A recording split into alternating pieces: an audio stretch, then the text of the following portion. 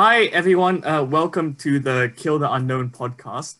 I'm your host, Andre Zainal. I am a biomedical engineering student and also study medical science as well. Joining me is Luke Eade, who is a teacher in training for high school science. Ben Cutler, who studies industrial design. I was about to say biomedical engineering, industrial design at Western Sydney. Akil Khan, who also studies industrial design at Western Sydney, but also doubles in data science. Is that correct? Oh my God. That is correct. Okay, cool. And Rafaela Manuelis, who is a certified nurse and studying IT at TAFE. Yeah. All right. So the topic of today's podcast is basically medical technology and how the public sees it. Right? Do they see it as from a business perspective? Do they see it as a developing science or just a technological field, or do they see it as controversial? Do they have a lot of politics or ethical issues around the whole idea? But we'll start off with the first dot point I have here is just improvements in medical technology in general. So, you guys have any ideas on like what realistically? Well, when I say medical advancements and medical technology advancements, what do you guys first think of typically? Well, one thing that we use at the hospital I worked at, for some patients who needed constant monitoring or were difficult to check their vitals, there was actually a machine called a Cetera.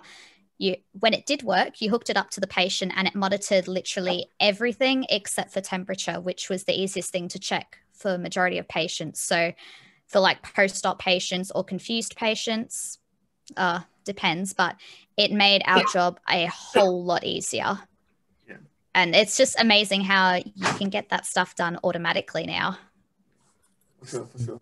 Something I was actually thinking of this morning, Akil and I were talking about it. Pacemaker technology has come a long way in probably the last decade or two.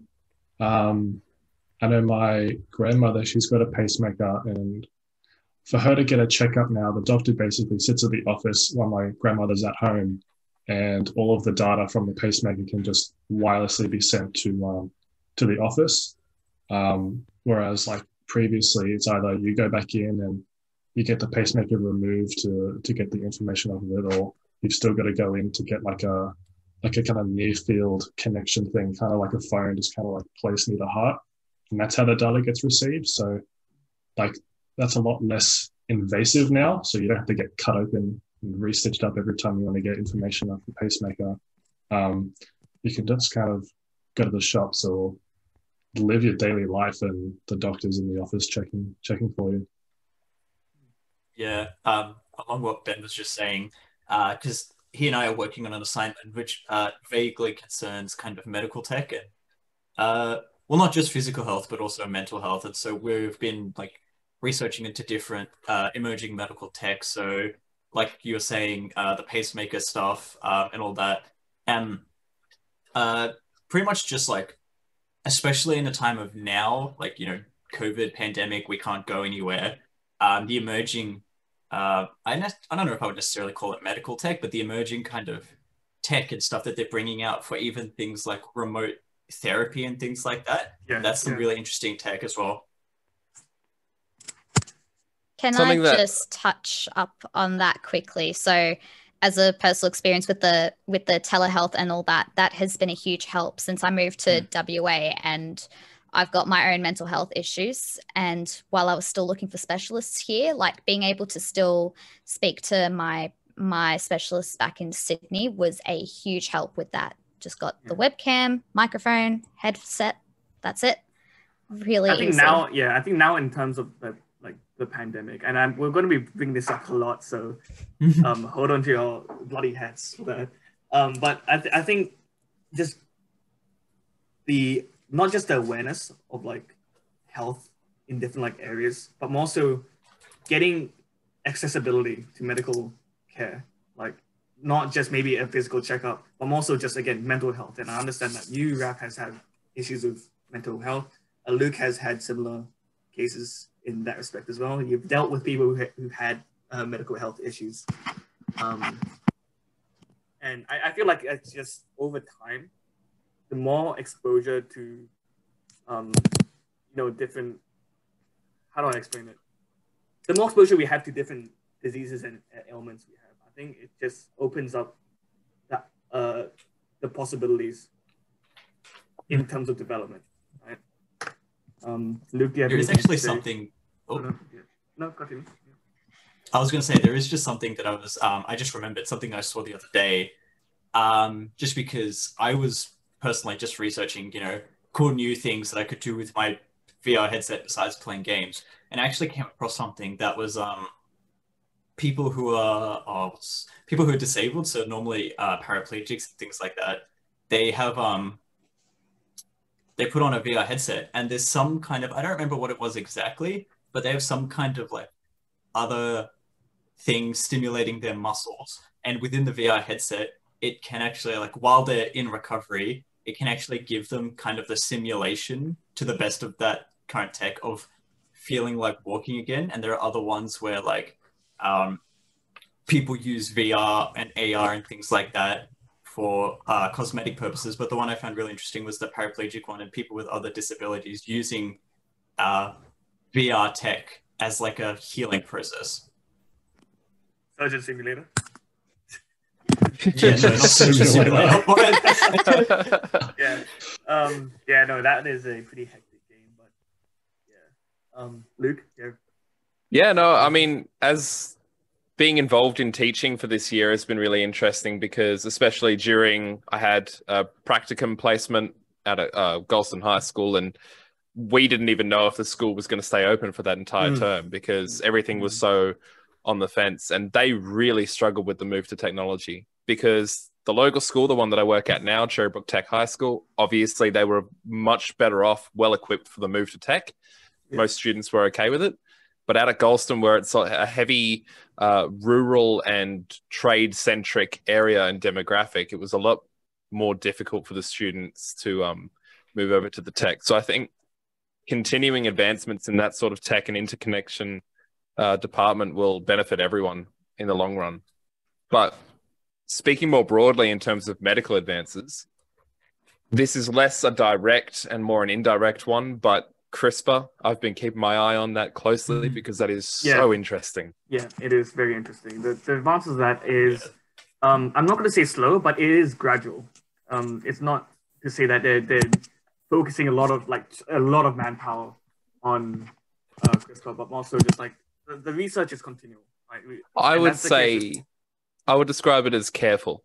Yeah, it's cautious. Yeah, right? Because they are, and we will get to this later on potentially, but the ethics of it as well. Like with CRISPR and a lot of genetics in terms of like possibly delving into the idea of eugenics, will be a whole different thing as well. I wrote an entire essay on this thing, so I might steal the spotlight for that entire section and read through it. For sure.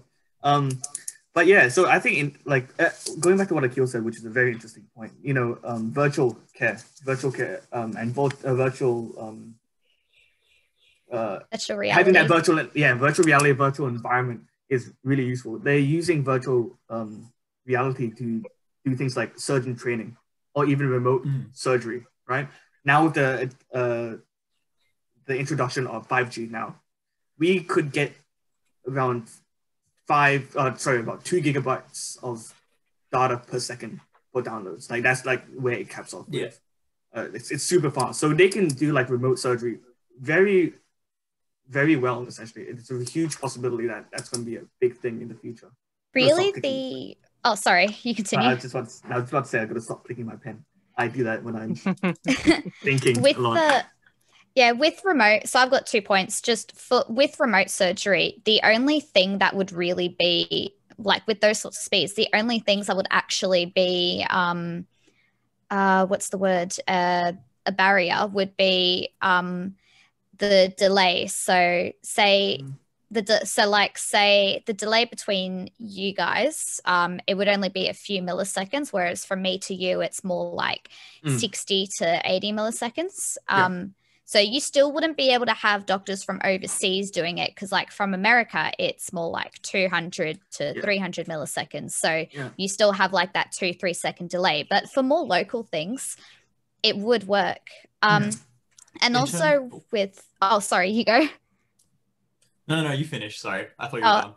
I cannot wait to get out of COVID so we can have like physical like podcast. No, I'm so over this like 2-second delay between each person. It's like, but anyways, continue. What were you saying?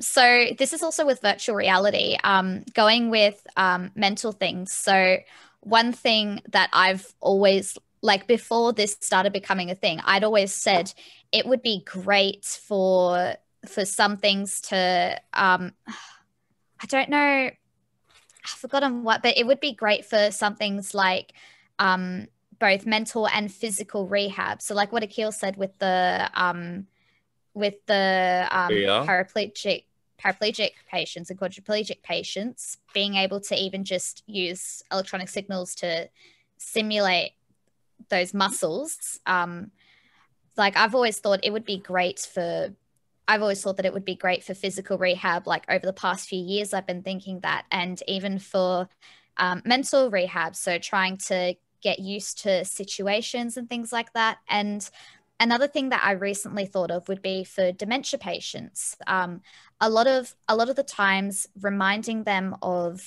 a lot of the times when their families give us advice for calming them down, it's usually to do with things in the past. And I think if we were able to use virtual reality or augmented reality with those patients, like it would help create a much calmer environment for them, make them a lot less distressed if we can sort of just simulate, bring back all those feelings of the past and all that. Yeah, anyways, that's just a little tangent, but I think it's really cool, and I'd love to see how far it can go. Yeah, no, that's definitely a valid point as well. Akil, you wanted to say something? Oh, mine was just a short point. What we were saying about like, what is it, surgery robots and things like that. It's less remote, but I was actually reading an article the other day about the new tech in what is it? The USB-C cable. It's like the new Thunderbolt type cable, which can transmit like at a speed of like 10 gigabits a second, and so they're starting to incorporate that into a lot of kind of high risk environments because it's so quick, like so much data can be transmitted. So yeah, I was just something that came into mind when we were talking about There's a lot of great stuff happening in terms of data transfer recently. It's just that it's a shame that our country is seeing none of it on the large scale. I forget where it was, but I think it was probably in the States somewhere or something like that. But someone managed to get completely off the grid, managed to get terabit internet speeds. What? Meanwhile, in Australia, terabit, like a terabyte a second downloads and like uploads and that sort of thing, and data transfer, which is just like crazy. Mad hacks. Yeah. Oh, like they were rural, so they had land to just build like this massive like server-esque thing that's just capable of that sort of thing, but only for for them. But say if Telstra having such a large network with so many customers, that's just not even a bit close to being a possibility. It's just not yet.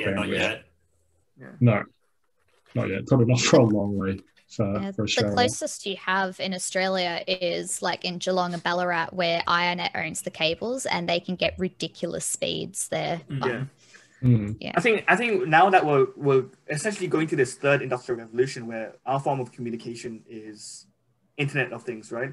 Everything, we're trying to connect everything together, make sure everything is efficient as possible. What I've read is actually that if we can start getting that 5G up really well, it's like cars can start, like self-driving cars, or just even cars with the ability to communicate with one another, would make driving more efficient. Energy as well, energy distribution, and where we're gaining biomedical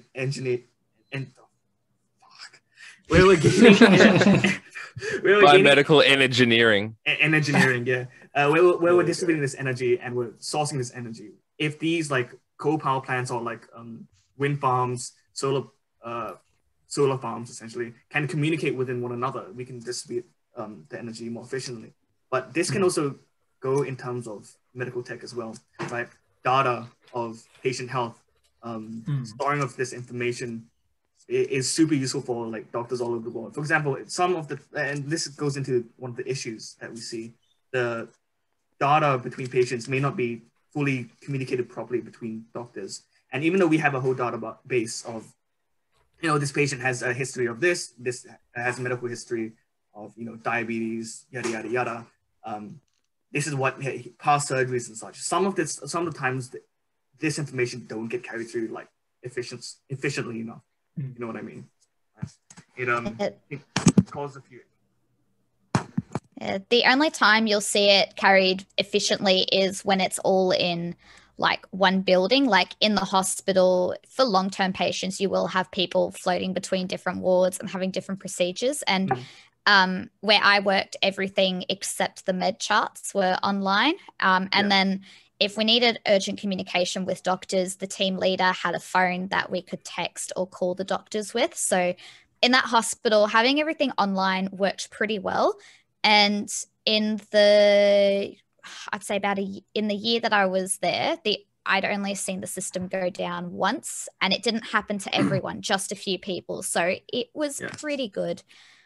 I think the main issue, which this again is a personal thing, like getting like all of my records from Sydney sent over to WA, sent over to Perth, it's been a huge hassle. Some things have been sent, others haven't, and it's just trying to get all that frustrating, but slowly getting there. Yeah, I think the thing about this pandemic that's really opened up a lot of avenues in terms of like, again, like communication. I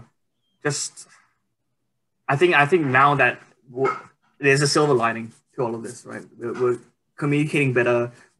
We have more accessibility via talking online or even going to in person. Right?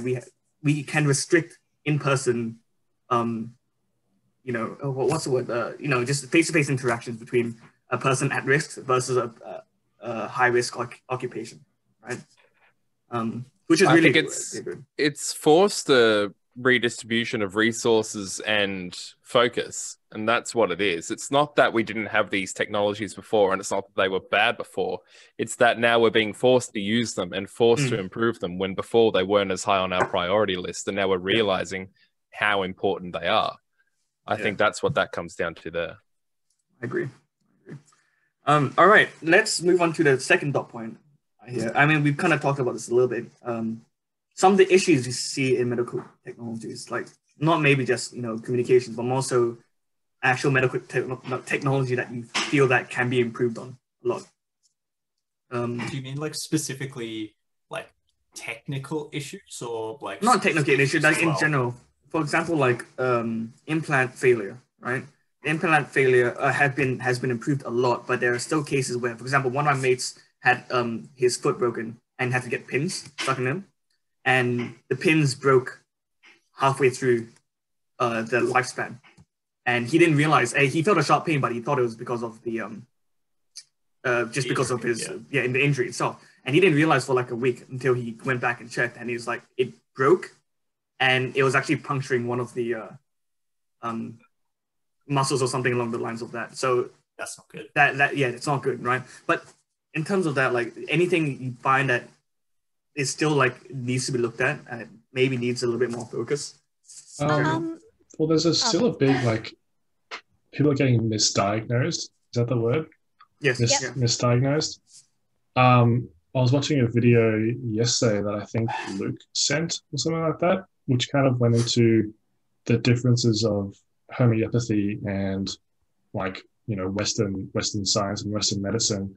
And it was like the reasonings why that homeopathy was people who support it thinks that it works is that the doctors, it's like a very personal consult, that first consult. Yeah. Whereas you go to like a normal doctor's office because you've got a cold or like whatever's wrong with you, and it's very quick and not very personal, and it's very much they look at you like a number because of how the Western system works at the moment. There's just, especially in Australia, I think it's like there's like each doctor or each nurse in the hospital has like 2 or 3 patients to take care for. Raf's probably a good person to talk to for that. Usually but there's just 4 to 6, actually. Yeah, exactly. So there's just not a whole lot of resources there. So there's a bit of a time crunch with those doctors getting diagnoses out, which is when there can be human error involved. Yeah, I think human error is a big thing as well, especially for like you said, diagnosis. Like a lot of MRI scans, a lot of these imaging systems is actually fairly subjective. Like you can, it's subjective. It's not. It's more subjective than objective, realistically speaking, because it's based on what the diagnostician or whatever, I think that's the right word, diagnostician. Radiologist. Oh yeah, whatever, yeah. They look at the image, They look at the image and go, this is what I believe is the issue, right? They don't know, like 100%. They're not guaranteed, like, this is what's wrong with you, this is what we should do. They're like, all right, this is what I interpret this image to be, right? It is 100% open to interpretation by different doctors. Right, and I think continue.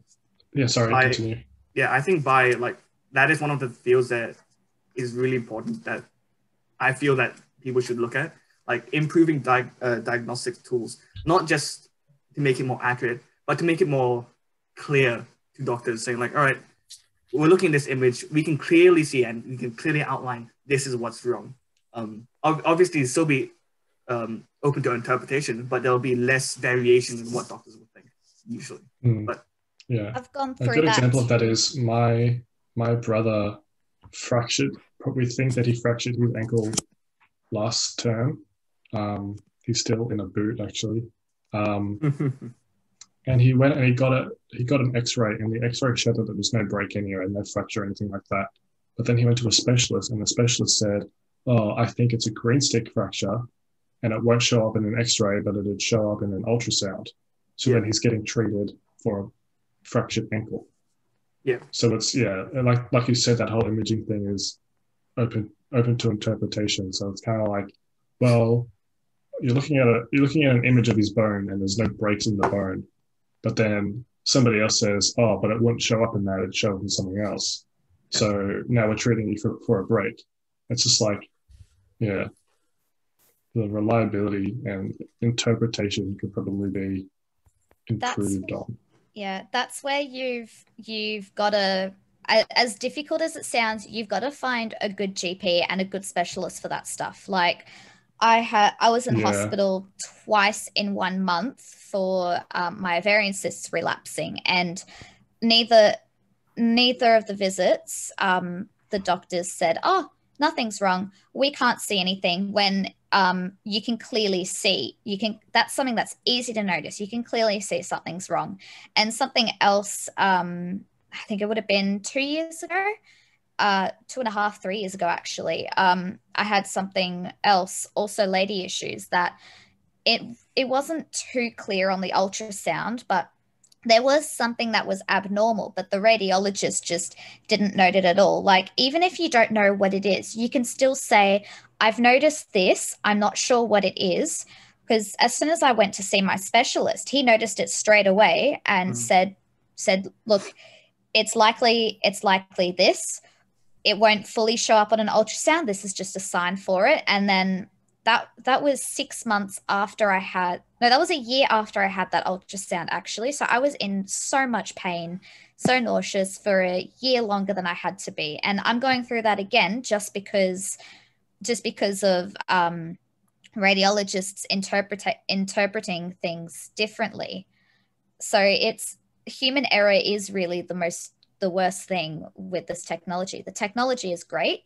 It's more the human error, or even just changing how things should be reported. So like I said, even if the radiologist doesn't know what it is, say, "This is what has been noticed," refer patient to specialists, like someone who actually knows.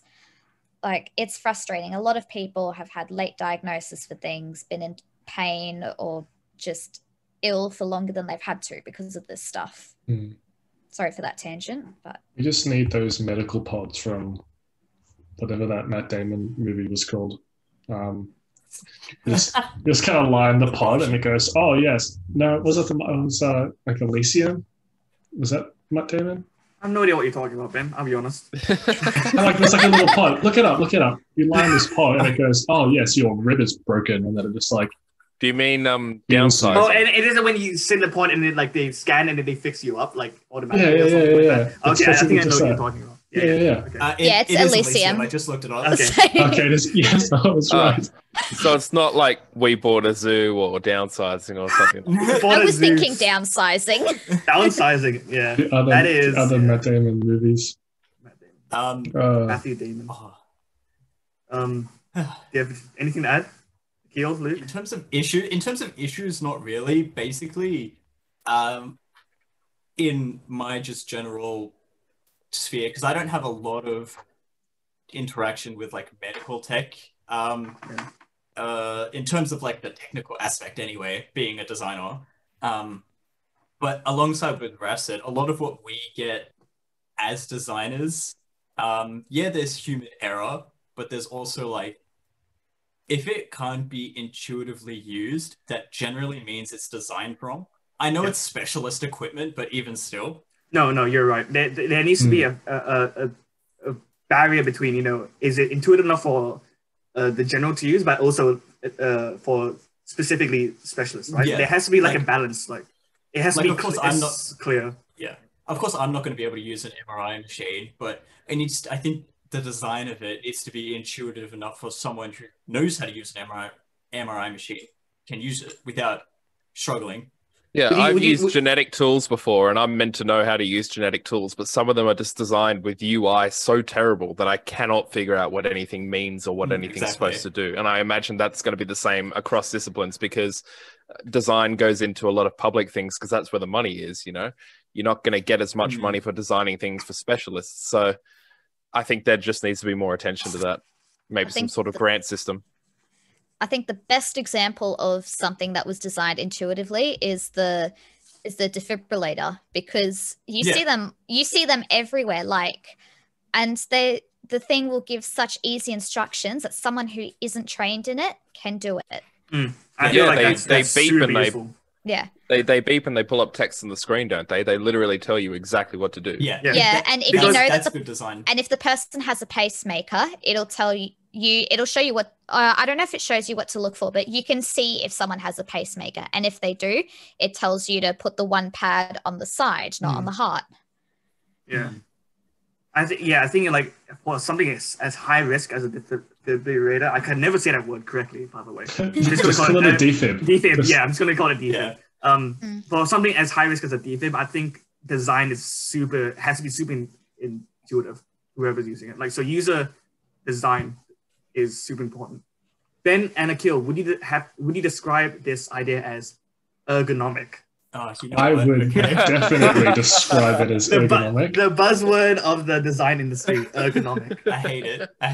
It's good. Like, obviously, the way that those pacemakers, defibs, kind of like became readily accessible. Like, they never used to be in every ambulance or anything like that. I think it was only until it was Kerry Packer. It was one of the Packer millionaires.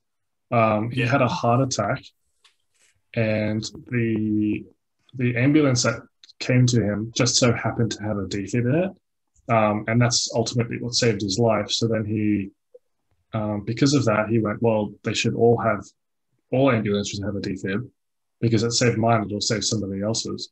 So he invested in putting all of those defibs in all the ambulances, and some are even in like clubs now. They're in shopping centres everywhere. Yeah, they're in shopping centres. It was at Castle Hill RSL. There was the Wiggles like reunion bushfire relief concert or whatever it was. Yeah. And Greg Wiggle had a heart attack or some sort of heart issue, and someone from the audience was a nurse and knew how to use the defib, and it saved his life right there.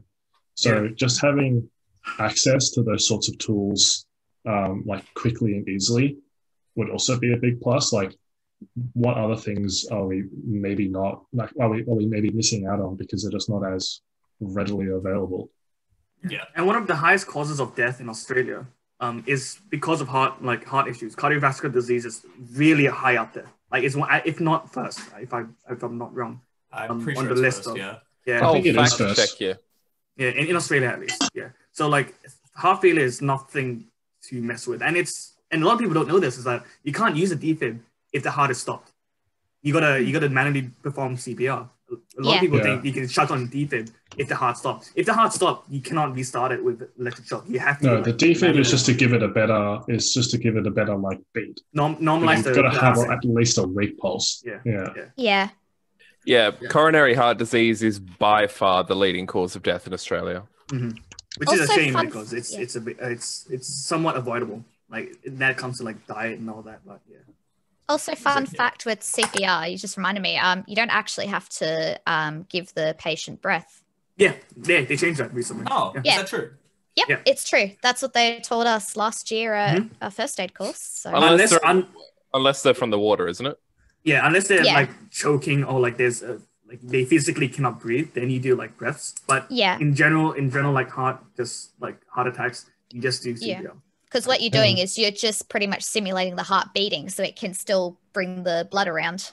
And it's crazy. You see, like, I'm not sure if this is true, but I believe this is true. Like, doctors and nurses will be like on the stretcher doing CPR as they're being wheeled to surgery. Like, if the heart is stopped. Because they have to. Otherwise, they have to. Like, they have to keep. Even if there's like the heart is not pumping by itself, they have to keep that like blood flow as much as they can. Yeah. Damn, because once the blood kissing. can't, it's like once muscles and organs and stuff stop receiving blood and oxygen, they shut down. That's atrophy, rigor mortis. Rigor mortis. Yeah. Right. Back on the improvements thing, just before we move on. Yeah. I'm again going to bring this into genetics because, of course, I am.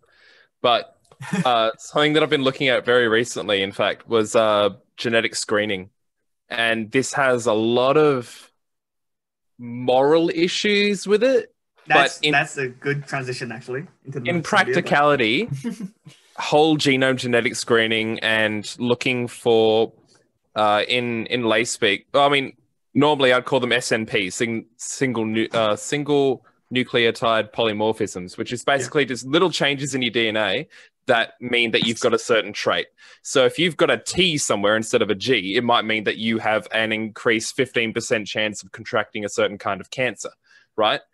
I think that genetic screening for all of this stuff should be done at birth, right? The moral implication there is that who gets to keep that data? Do you tell someone if they don't want to know? Should their family know because they're likely to have the same genes, or should you keep it to that person? And then there's insurance, isn't there as well? Like there's insurance, like if you've got that T instead of a G, and now you've got a 20% chance of like a 20% higher chance of getting like, cardiovascular disease. We're going to make your premiums. You're going to make your premiums more expensive because you're more at risk. Isn't that happening in like the States? Yeah, absolutely. Like, they ask for like blood samples and blood tests and different sort of. That's why all the ads here, like, get real health insurance. Like, there's no DNA testing required. It's because it's like we're not going to increase your premiums because you're going to get cancer. That's the thing, though. Like, I know it's easier said than done, but disregarding all that for now, hypothetically, as a practical and life-saving standpoint, genetic screening and improving the accuracy of these tests and the depth to which they can diagnose things will save so many lives. 100%. On that note, there's so many issues just with it. Yeah, I think it'd be good for like a personal. Like if I got screened from birth and said, you've got a higher chance of having testicular cancer, and then you educate yourself on how to lower your risk of getting that, that's good. And then you can kind of like, I understand the privacy issue of you probably don't want a lot of information getting out to, the government or whoever, or like insurance companies and that sort of thing. But it's literally your DNA. What's the thing that you get in the States? The security number, whatever that's called. Social security. Social security number. Like you don't tell anybody your social security number. Like it can kind of be that. It's just a very personal thing that you're not supposed to give out to anybody, but you know it, and it can save your life down the line. the other side of that, though, is the ethics thing. Because it is your DNA, that means that you share a good portion of that with the rest of your family. So if you find out that in your DNA, you've got a gene that codes for a higher risk of Huntington's as you get older, is that something that you should tell your family? You might be comfortable knowing that. But if you tell someone and they didn't want to know that they've got a high risk of losing all their memories as they get older and growing into confusion and eventually death, they've got to live with that burden, and you've just put that on them. That's something that's a personal preference, honestly. Absolutely. But how do you say that? Do you just walk up to a parent and go, hey, I don't know if I should tell you this. Do you want to know it? And they'll go, well, I don't know that until you tell me what it is. You know? Yeah. The classic paradox. Yeah, it depends on what it is, honestly. There are some things which you do have to tell. So the genetic condition my mum has, I'll sum it up, extremely rare. Only one person in Australia studies it.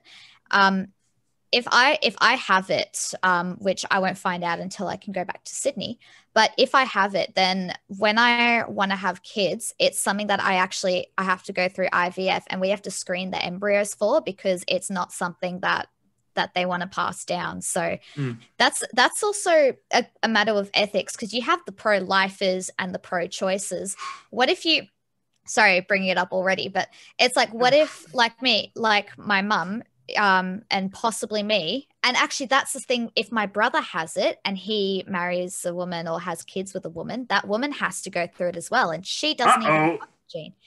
Yeah, it's like, is it ethical to bring up a kid who, in my case, will who has a 50-50 chance of getting tumors on a lot of their nerves, causing chronic pain, having to get MRI scans every year, and if it's severe enough, having neurological issues as well? Is it worth bringing a kid into the world like that?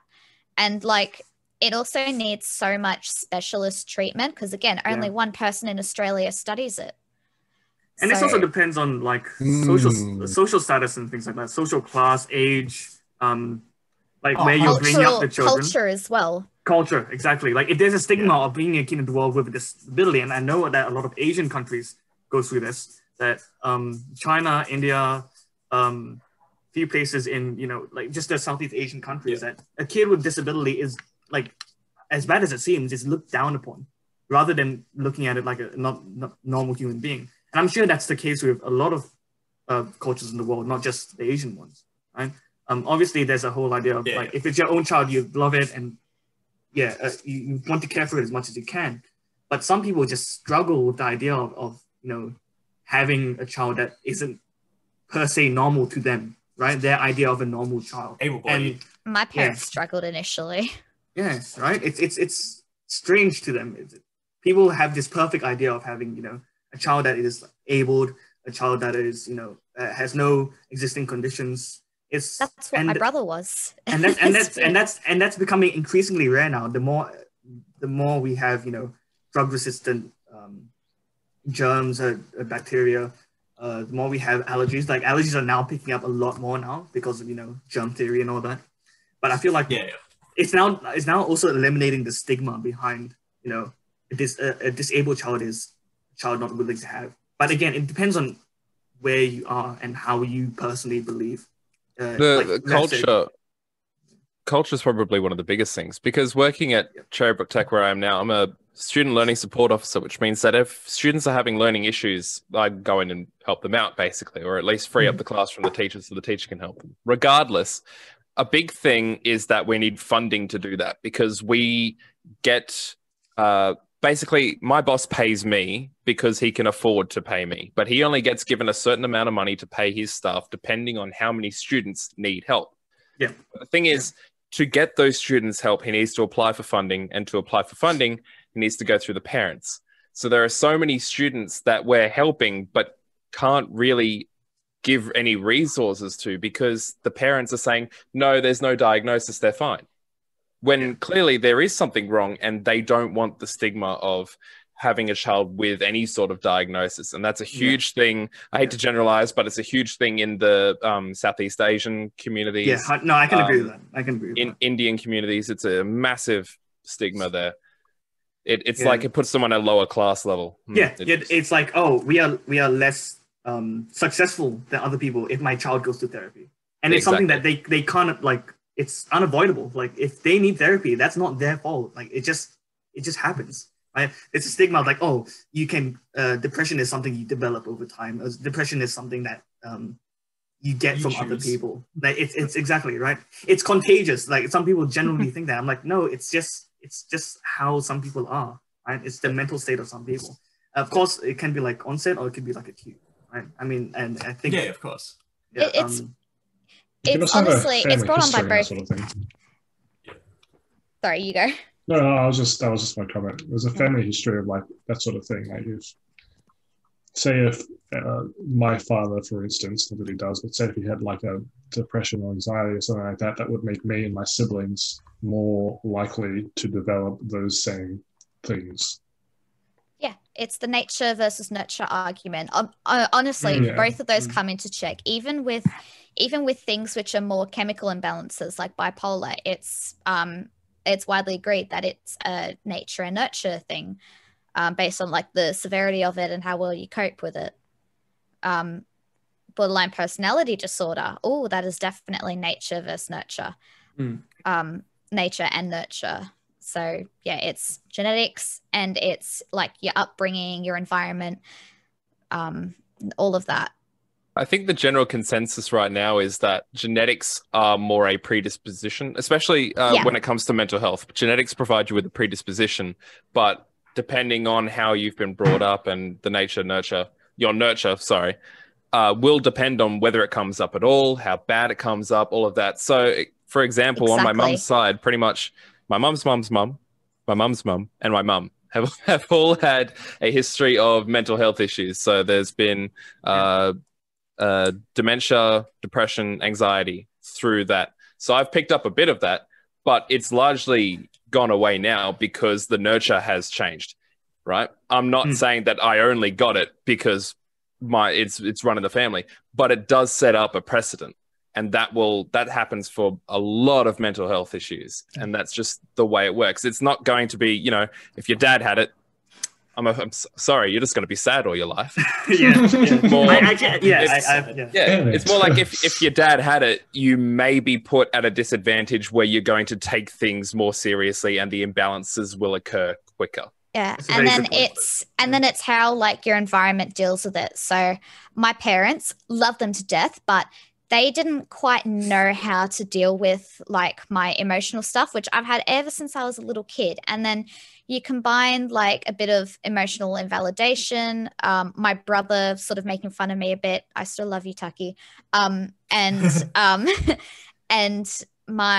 the bullying I experienced in school, all of that accumulated to the borderline personality disorder popping up. Anxiety is a huge issue. I've been working on it a lot, but a lot of the stuff is if stuff that's happening now reminds me of certain bad things that have happened, like I shut down. So that's the nurture part of it. And then the nature part of it is one of my mum's cousins has bipolar. My dad had depression, and my uncle, damn it, Luke, my uncle, one of my uncles on my mum's side, this was only after I got the diagnosis, but my mum was saying how similar his behaviors are to mine. So there is a bit of a family history. But yeah, anyways. And in your case, it's like obviously, like you were saying, the nature versus nurture. Like say you had throughout your entire life, like absolute 100% like impeccable on the nurture side. It's not that necessarily the issues that you have would be non-existent, but it's the fact that that was a problem for you growing up that made it how it is, in a sense. Yeah, for sure. Firstly, I would just like to say, stop it, Luke. Stop that. He's putting stuff in the chat that is definitely not relevant, and I'd like to say stop. Ben, that was a very nice comment you made. But that is besides the point. But continue on. Let's actually spice it up a little bit. Going back to the whole abortion kind of idea. Oh yeah. Where Oh, if here you we guys go. don't want to, if you guys don't want to state your stance on this, but what do you guys more inclined to say? Pro-choice or pro-life? Choice. Oh, I have Pro-choice. very strong Choice. opinions. Oh no, So do I. no doubt, Luke would have strong opinions, but I'm pro-choice. sure we all have strong opinions on this. Yeah. Like none of us would hesitate to say choice. I assume we're going person by person, but to my knowledge of being friends with all of you, I'm very aggressively choice. Yeah. Yeah. I feel Yeah, like, and this choice. may be because we've been brought up, like we've been friends for a while. We've been brought up with the same kind of ideas and Yeah, of environments. course. We're not. I can say pretty strongly that we're all very not conservative in terms of. Oh well, yeah. Yeah, we tend Look to at me. Yeah, well, Fair point. yeah. How could I be conservative if I'm brown? Yeah. You know what? Yeah, fair. But I'm kidding. Continue. yeah. No, that's a very. I mean, yeah, that's a point that we've been kind of looking into pretty much all of high school. Like in high school, like from year 7 to year 12, we've had political views that we've kind of shared. And that's kind of why we're still friends to this day, right? Obviously, we agree on some things, disagree on some things, but I think this is something that we fully agree on, that that we There are is, pro-choice. I was gonna say, if we had, because there's a friend of mine, Brendan, who Ben and I go to uni with, who's basically my antithesis when it comes to political views. We still get along great as friends, but he comes from a heavily devout Christian perspective, whereas I come from Very a Catholic. No, he's not Catholic. He's Oh, very not pardon. Catholic. He'll tell you that. Do not call him Catholic. Not Catholic? Okay. Don't call him sorry. Catholic. Why? Because he's not a Catholic. Okay. He's a Christian. He's Alright. specifically a Baptist. Okay, Anyway, right. not the point. He comes from a very heavily Christian perspective, whereas I come from a very heavily feminist perspective. And not that the two can't overlap, but frequently they don't. In fact, they Very frequently they don't. Yeah. And we have like discussions about that sort of stuff all the time, ignoring social issues in terms of like race issues. If we're going strictly to like abortion and things like that, we don't agree. We know that we don't agree, but we can still raise points at each other. Because I think that comes down to the maturity of being open-minded and Absolutely. going, okay, I can hear your opinions. I'm listening to your views. I understand where you're coming from. However, this is still it's like that Top Gear thing. It's like, I think this is great, but this is brilliant. I like this. I like this. I like this. That's what that is. Yeah. Like I definitely do not agree with a large majority of his beliefs, but I'm willing to listen to what he has to say. If he can change my mind, go for it, but I'm very doubtful. Yeah. As long as someone I'm doesn't stubborn, so it's try hard to force change me my to mind. change my mind, it's fine. I will listen, but don't force me to change my mind. Yeah. Yeah, exactly. I used to be like religious, but then I just kind of thought it was like I myself kind of opened my mind because what was that Christian studies teacher called? Peter Murphy. Murphy. Yeah. He was like, well, maybe it doesn't exist, so maybe like ask questions. I was like, because up until that point, ever since I was say going to church in the States or anything like that, it was always taught like, this is what happened, this is how it is. There's no way you can interpret it any differently. This is how it is. And I was like, oh, okay, that's a bit weird. And then when he said, well, you should question it because it's not necessarily fact, that's when I was kind of like, oh, yeah. And now I'm just like, don't believe in any of it. To all our viewers, whoever's watching this, as a preface, we all went to the same high school. And I think I mentioned this slightly before, but we all had the same Christian studies teacher. And he's a really, really nice guy. And he's very open to other religions, very open to each and every student questioning whether they want to follow religion or if they want to almost move away. Obviously, he would side with the religious side. But I don't think it's a bad thing being religious at all. I think absolutely not. As long as you're not values extreme. are great. Yeah, as long as you're not extreme, like I As long as you're not hurting anyone. Exactly. Yeah, exactly. Right. And then this comes down to the medical side, like bringing it back to the whole medical idea. Politics can get in the way, and especially your own beliefs can get in the way of a lot of decisions that people make. exactly like Yeah. the pro-choice, choice kind of. Did I say the same thing twice? Yeah, you said pro-life, pro-choice pro-choice. twice, but Okay, pro-life, Um, pro-choice. Yeah, kind of ideas. just what you were saying just then, because something that Ben and I have actually covered in uni over the past couple of years in design, in terms of not necessarily politics but ethics. So a bit of politics and ethics about. It's always brought up by electors. Medical tech is always the thing, which surprise we're talking about right now. About how, what if, yeah, sure, we can put an implant in you that measures your blood oxygen and blood pressure at all times just to keep you safe if you have those issues, but is that a good idea? Like, it's a good idea medically and technically, but do you agree with it ethically? Exactly. And as health professionals, we can't actually do anything without the patient's consent. We respect their beliefs, we respect their culture, we respect just their choice. So unless you're like not mentally fit at all, then you have a choice in your treatment. Yeah. And any doctor who says otherwise, like, no, Not a doctors doctor. aren't allowed to force you to do anything unless there is proof that you are mentally unstable. Yeah. Yeah, absolutely. And this, going back to the whole idea of consent and such like that, proxies are also there's almost like a fine line between when do we refer to the medical proxy versus the actual patient itself.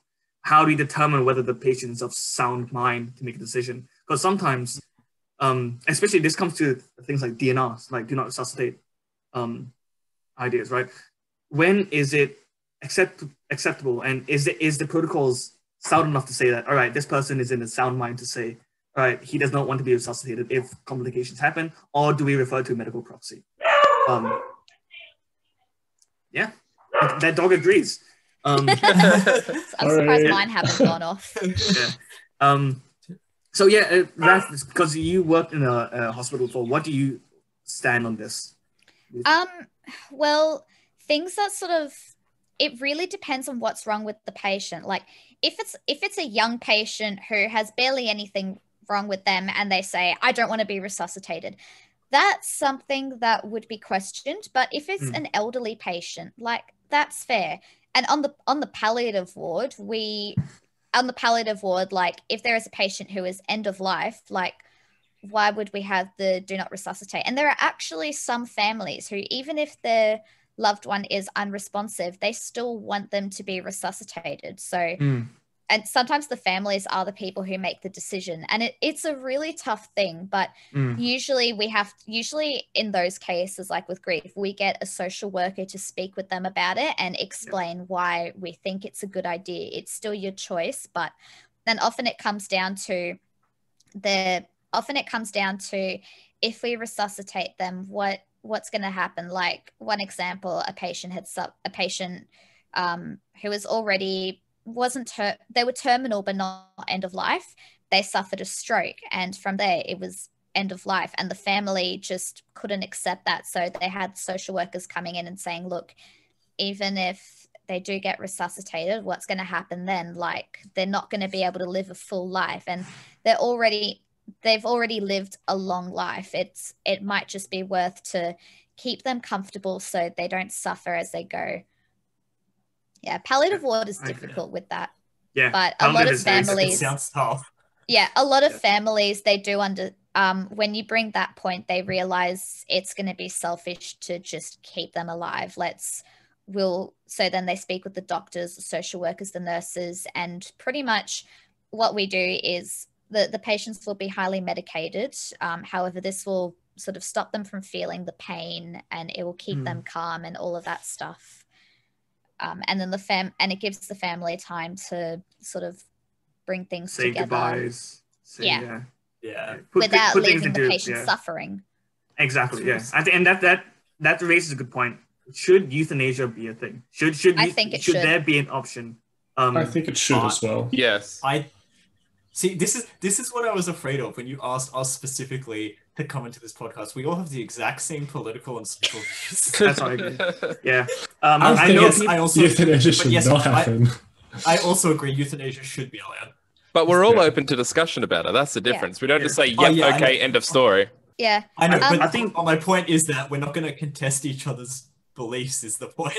Yeah. Yeah. Can I say why I feel euthanasia should be a thing? Oh, of course. Yeah, Yes, yes. So it is going back to working on that palliative ward. I've seen a lot of patients end of life and they can't do anything. They need someone to give them a wash in bed. They need at some stage they can't even eat. And then at some stage they can't even eat. They can't take their medication. They have like a syringe driver with all the painkillers. And like I don't want to be like that. Like we keep patients' dignity in mind, but it's just something I don't want to go through it. I'm happy to help people going through that, but I don't want to go through that myself. If I know that I am terminal and like I'll die, if I want to die on my own terms before I get to that unresponsive stage. I will go as far as possible, but I don't want to get to that unresponsive stage. For me, it's basically the exact same reason. It's also like, if I'm in that sort of state, I don't want my family, whether it be like my kids or however long, or my current family living at home now, I don't want them to see me being unresponsive and basically already being dead when I'm still there, just holding on. I would rather it be while I'm still kind of in the mindset where I can say goodbyes and I can, say those words that actually have an impact on someone's life moving forward. And then there's like a definitive end, instead of it just like everyone, my family basically denying it, being in denial the whole time, and then it happens and then they've got to live with that. Yeah. It'd be better if I could be like, hey, look, this is the day that I'm going to die. Here are my goodbyes, here are my sentiments, etc., etc. And then you can kind of, I don't want to say get ready for it and prepare, but sort of prepare. No, like it's definitely preparation. Yeah, and it's definitely. just, I feel as if not even for myself being easier, I think it would be easier for my loved ones. Yeah, and even with which is really at that point when you're going anyway, that's the best case scenario. Yeah, it is difficult for families seeing that. Yeah. When it is like about setting a time, also on like that kind of psychological aspect, it gives you time to make your peace with death, and it gives them time to make peace with yours before it happens. Yeah. Yeah. Also, financially, it could be better for the family as well. Is Absolutely. it worth? It's not say wasting, but is it worth having constantly spending money on keeping that person alive while that person's suffering anyways? And their quality of life is non-existent. Like, why would people spend? Those hospital resources could be used on someone who's still has a chance. Yeah, has a chance to speak. So on this same topic, something that's sort of still like I don't fully understand. I'm sure you're all familiar with who Michael Schumacher is. Yeah, so he was Let me quickly Google him. He was a racer? Yeah, he was the Formula One driver. Oh, yeah. I don't even know how many years ago now, but he got into, I think it was like a water ski accident or something like that, and he had a head knock. And basically, ever since, he's been on life support. So currently, because he was an F1 driver and he's worth like $2 quadrillion, he has a ward at his house that's basically a hospital. So he's at home with fully paid staff keeping him alive at all time, but he's bedridden, basically. Like, my mindset is, where's his quality of life at? Why is he still holding on when he's not going to be doing normal things ever again? He just kind of... Well, that's when it was. Yeah, 2013. However, Ben, since we are talking about biomedical engineering anyway, last year in September, they were going to try some novel cell surgery on him, and then this year it was reported that he was going to undergo stem cell surgery, which could reform some of his nerve endings and nerve systems. But the reports are not thought to be accurate, so it's very much on the table. But it does relate to what we're talking about on the podcast: how this technology could actually change the entire course of. And I guess that means him being there, even if all this technology doesn't necessarily change his, but what's learnt trying to save his or change his could then be used and improved upon for somebody else. That's a great way. That raises a good point, actually. What is your stance on the ethical perspective of performing experimental treatments on unconscious patients? Like, for example, I mean, obviously it'll depend on the medical proxy, but and the experimentation. Experimentation. I don't think you should do something new and experimental without explicitly running it by them. Yeah, absolutely. I agree with consent. that. Yeah, and I think there has to be a fine line between research and experimental technology, because if you're just going to cut someone open to see what happens, World War II. that's not exactly ethical at all. Yeah. But if you've got something that you think might genuinely work, like you have developed a stem cell surgery technique and you want to implement it, I think that is closer to because that has research behind it, and absolutely, and there is protocols to say like whether you can or can't go ahead with testing on specific patients, if it's a phase 1 of testing, phase 2 of clinical testing, all that. And that all must be in really close consideration by whoever's looking at these kind of things, right? So, and if the patient can't answer, then you do go through the family with that. Like, whoever the medical proxy. I think where the morality part is you kind of want to avoid any more like twin experimentation like things happening again, because that wasn't good, and it wasn't really for any sort of medical like gain. It was just kind of, I wonder what happens if we like stab this twin. Is the other twin going to feel it? Like, that sort of stuff. As long as it's for some medical benefit that will hopefully help somebody else with similar conditions or whatever. The benefits need to outweigh the risks, but not the hazards. It must outweigh, and it goes through all through the organization, whoever's doing regulation, validation testing. All of these things has to be looked at to make a justifiable decision. Say, all right, we can go ahead with this. No, let's not go ahead with this. This is too much. But anyways, could I just go back to euthanasia quickly? So, on the news a few months ago, there was actually something in WA that they're passing a bill for it. And I just wanted to say that the bill was actually passed 24 votes to 11. So it is something that a lot of people want. Yeah. Anyways, that was just something small, but that's a good, good fact. Just really quickly, just to kind of like very quickly go off topic. I still remember in high school, the topic for a speech was youth in Asia, and somebody wrote about like children in Asian countries. I was gonna bring up that joke. Who was that? Let's I don't remember. No, someone did it. Somebody did that. No, it was in like my history. No, not history. It was like society and culture, right? No, it wasn't. It was like year 10. It was like year 9 or 10 or something. It would have been English. I had Miss Navarro. It was what's the one where it's like history, geography, and the other ones? HSIE. What's that called? HSIE. It was that topic. History and geography. Yeah. HSIE. That whole thing. It was that. You know how it was when we had that as a class? It was that. And their topic was euthanasia, and they wrote about like kids in Asia. Sure. Anyway, back on topic now. All right. Just have to say it. I want to move on away from ethics. Well, this kind of plays into ethics a little bit. Looking at the business perspective of medical technologies and medical advancements, right? There's a huge debate and a huge concern with the increasing prices surrounding, medicine. Pharma. Big pharma is a big one. So actually, I want to do a little bit of a question survey.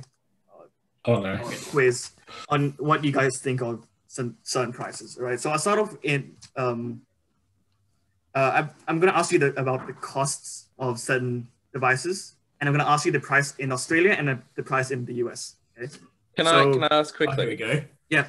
Is this subsidized prices, or are these market prices? These are average prices between private and public health sectors.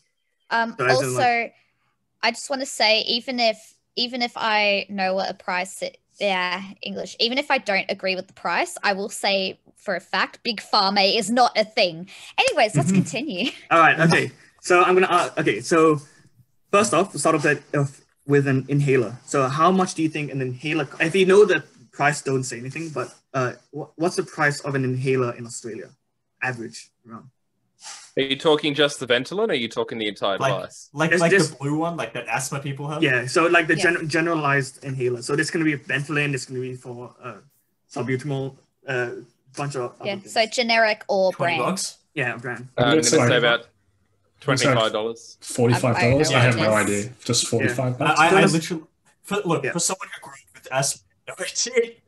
Yeah. I've recently got one, so I know how much it is. Yeah. In Australia, it's Yeah, about about 20 bucks. $25 to $40. Yeah. All right. It In the depends US, if you go brand or generic and Yeah, which yeah. pharmacy you get it from as Exactly. well. in the US, Yeah. a generalized inhaler, what do you think the cost is there? Oh, $800. I'm gonna I- probably say at least 120. I'd 120? I'm say gonna I at actually least think 50 US. 130. 130? I think they're closer to $80. $80. The inhaler in the US costs between $250 to $350. What? Yeah. For an Wait, inhaler. hang on. What's the conversion to Australian dollars there?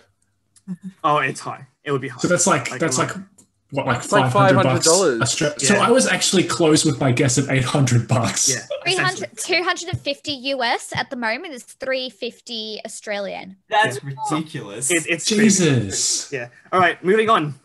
And that's something Um, that you have to get frequently as well if you're That's got rough. bad asthma.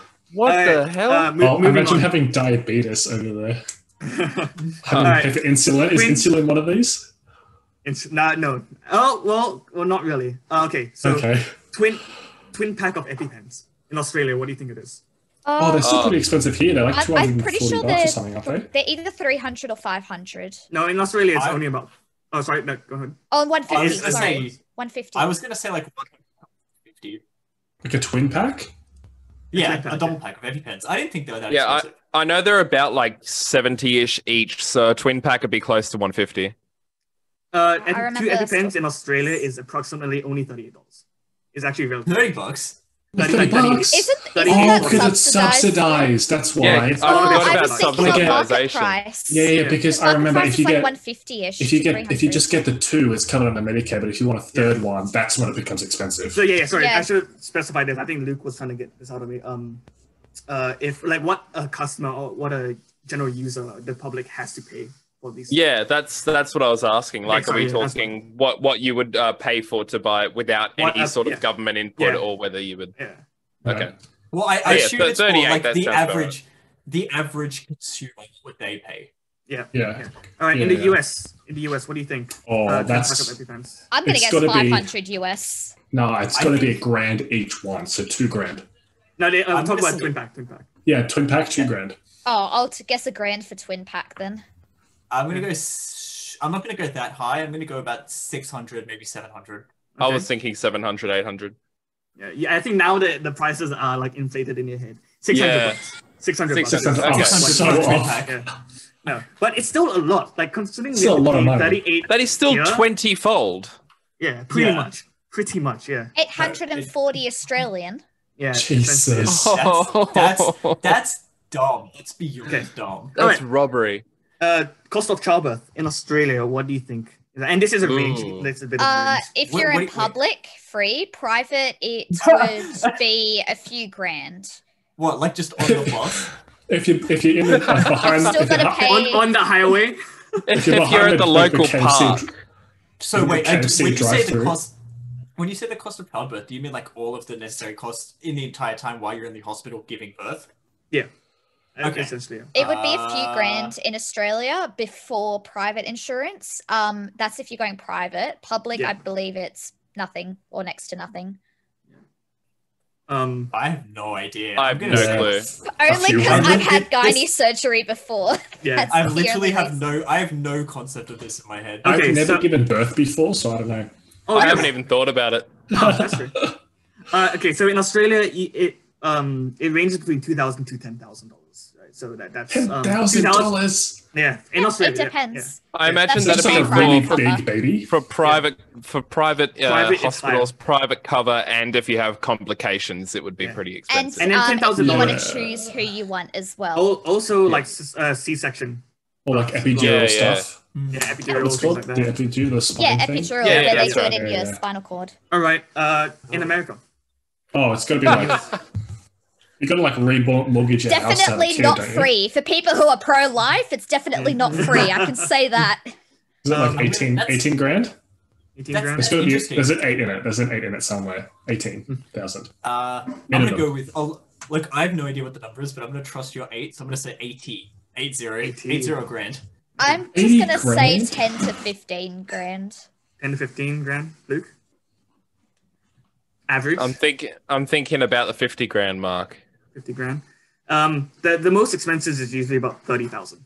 30,000. So yeah. 30,000. Jesus! Yeah. 30,000. 30,000. So hang on. That's So hang on the on. high end. On average, it's about 10,000, but that's like the highest you would pay in Australia.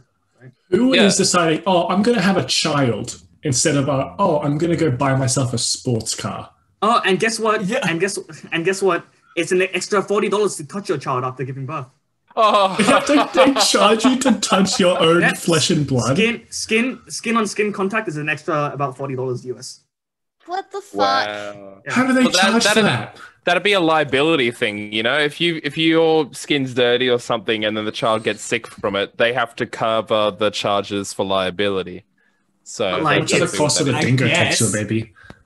I still don't agree with the whole $40. no, you don't have to agree with it. That's just what it's probably. Yeah, it's probably that's true. All right, but if you don't have a child, like Ben said, just don't have a child. Coil, IUD, Yes, I was waiting for this! how much? What did you Can say? I say Coil how much what? it costed after Medicare? IED. IUD. right. No, My not marina IUD, was sorry. $56 with Medicare. And Sorry, it was no, I- between 200 and 300 without Medicare. Sorry, Yeah, I had yeah. to say that. And, About and 200. Is that one in the IED, Middle East, like Luke? improvised Explosive. explosive device. Sorry, I was That's waiting wrong for in my that. head. All right. IEDs. I Um, had like eukaryote in my head, so when I had like uterus, I was like, "Ah, yes, EU." That's Where, Raph, what did you say what the price was here? Okay, so without Medicare, it's between 200 and 300, and with Medicare, it is around, depending on if you have a healthcare card, it's either like $6 or $40. Exactly. Yeah, So that's a good that- point. the what was it? 300 to through 5. it. You say 100 to 300? 200 200 to 300. Yeah. 200 to 300. So we can assume that that's probably closer to what it is in America. No. No, why would it be that much? In America, do you want me to say it or do you guys want to guess? Say it, just say it. Yes, say it. About average $1,300 for Oh, a and- simple copper like IUD. And Abstinence. it's not That's the best factoring in contraception. insertion because it's supposed to be inserted by medical professionals. So that's not Yeah. factoring in that. That's just the cost of the device. Yeah. So, All right. Gross. Yeah. The final one I want to go through is an ambulance call. Like to call an ambulance to get them. to Oh, move to I the know hospital. this one because In here in it's Australia. free. Oh, it's like $8,000, like a kilometer or there, or like a mile Yeah, or it's something. isn't it? basically free, but if you have to pay without like Medicare, it'll be about $400 plus plus about $350 per every kilometer, right? After a certain amount. But in America, you want to guess? I know. I like- saw it in a video somewhere. It's either like 4K or 8K.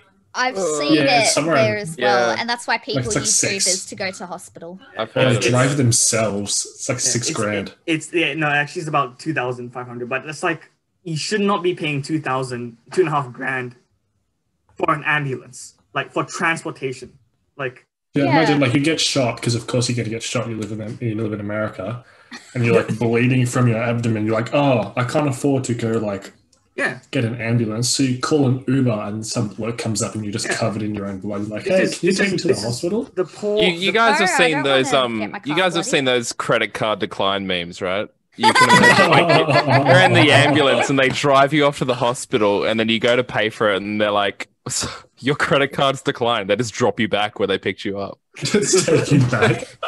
They just take you back. Yeah. And the amount of times people have been displaced, like their normal lifestyle has been completely changed because of an accident they were in. Like some people like they have to sell their house, they have to foreclose their mortgage, they have to basically live on the streets because they can't pay for medical. An ambulance call can financially cripple someone in America. Yeah, it's crazy. Easily. Crazy.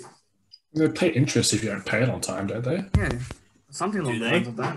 I don't know. I make an assumption that they probably do. It's just that like businesses and companies are taking advantage of the fact that it's medical in order to get a profit, right?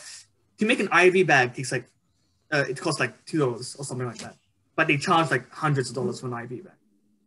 Right? Because it's like, so essential. People need it. It's so essential. People need it. And that's why they're charging for these amounts. And there's realistically nothing we can do because it's whatever price they set, right?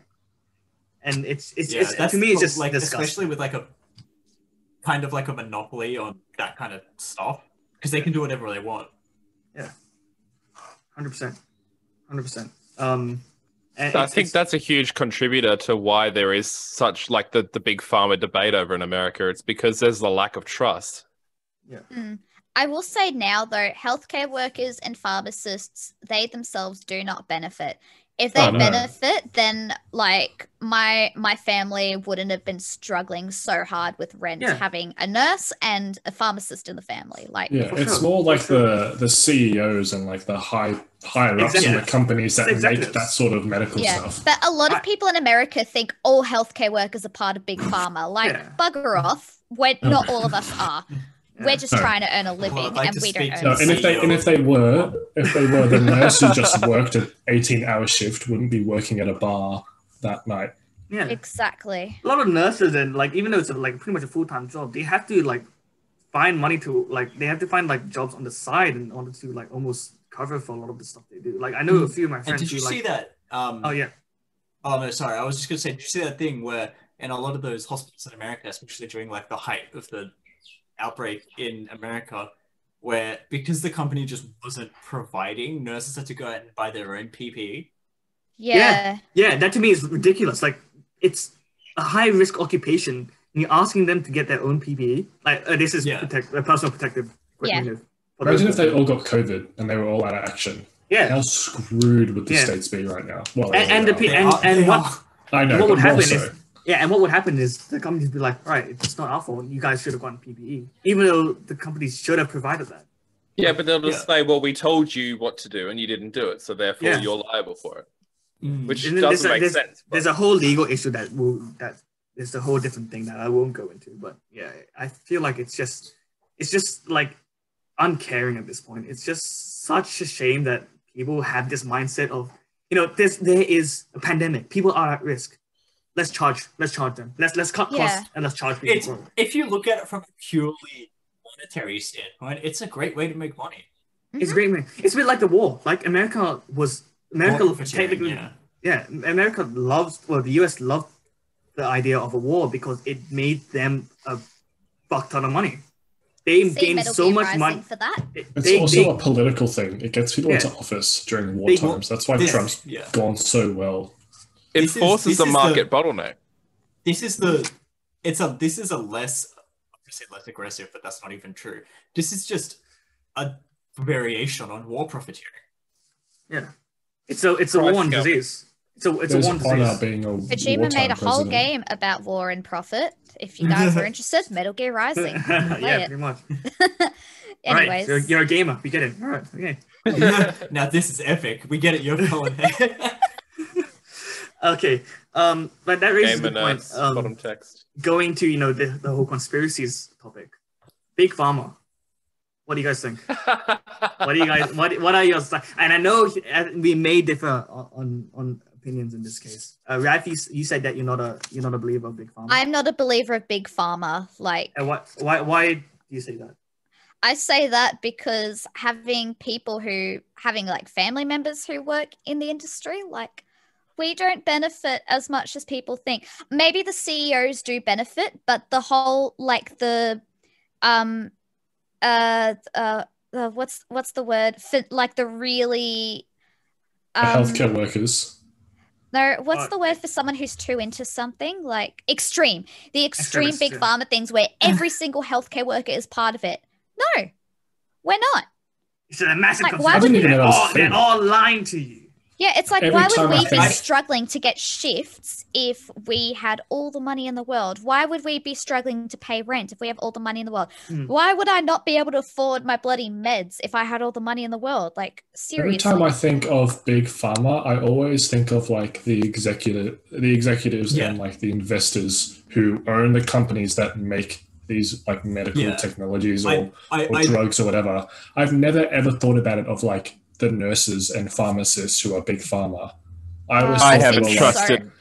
I haven't I always trusted thought they were, like- pharmacists. They're part of big pharma. Ever since that one person told me that there was lactase 2 aisles over and it wasn't there, never trusted them. And again, Oh, when they're only at the giant bottle.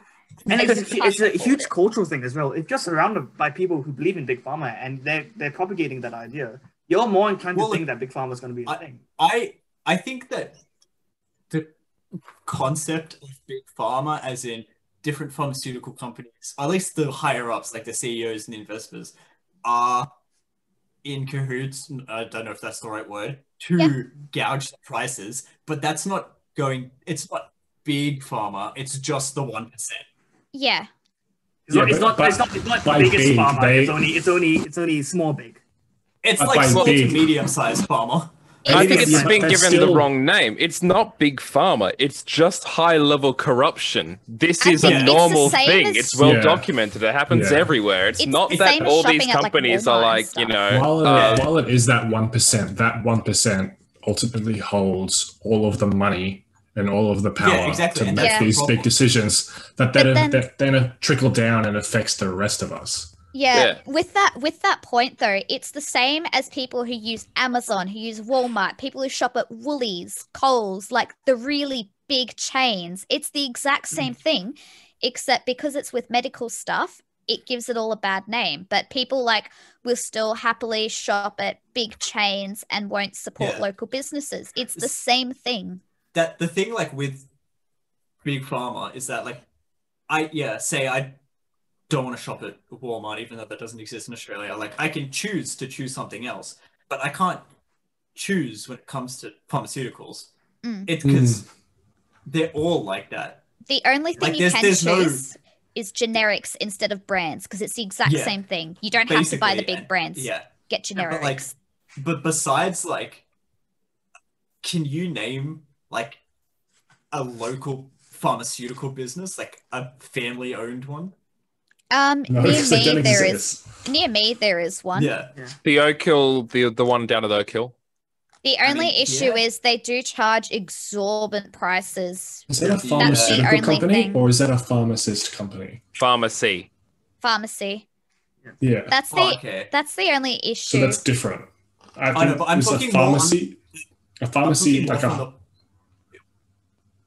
Yes. yeah. I think with what Akil's saying, like there's probably like home, like local pharmacy businesses that are like family owned and operated, but that's different to a pharmaceutical company who Yeah. is developing Yeah, I technology was- and medication. There's no family owned pharmaceutical Yeah. company that's Yeah, I was saying more not from the price point of gouging view or doing any of that sort of thing. Well, there is, but it's just not real medicine. Yeah, from the point of view Yeah. of like the Sorry. say from the point of view of like each of the pharmacies that are like in our area, they don't have a choice. They can only really get from one set of pharmaceutical companies. Yeah. On that note, like I said, if you're gonna buy meds, just get the generics. They're cheaper. It's the exact same thing. Everything's made in the same factories. So, Yeah. like, no matter where you shop, you're still gonna get the same meds from the same people. So, And that's going to be propagated and marketed differently. Obviously, the branded ones will say, ours is better, ours is more renowned, let's use ours. And of course, like most businesses would like to patent their own medication, right?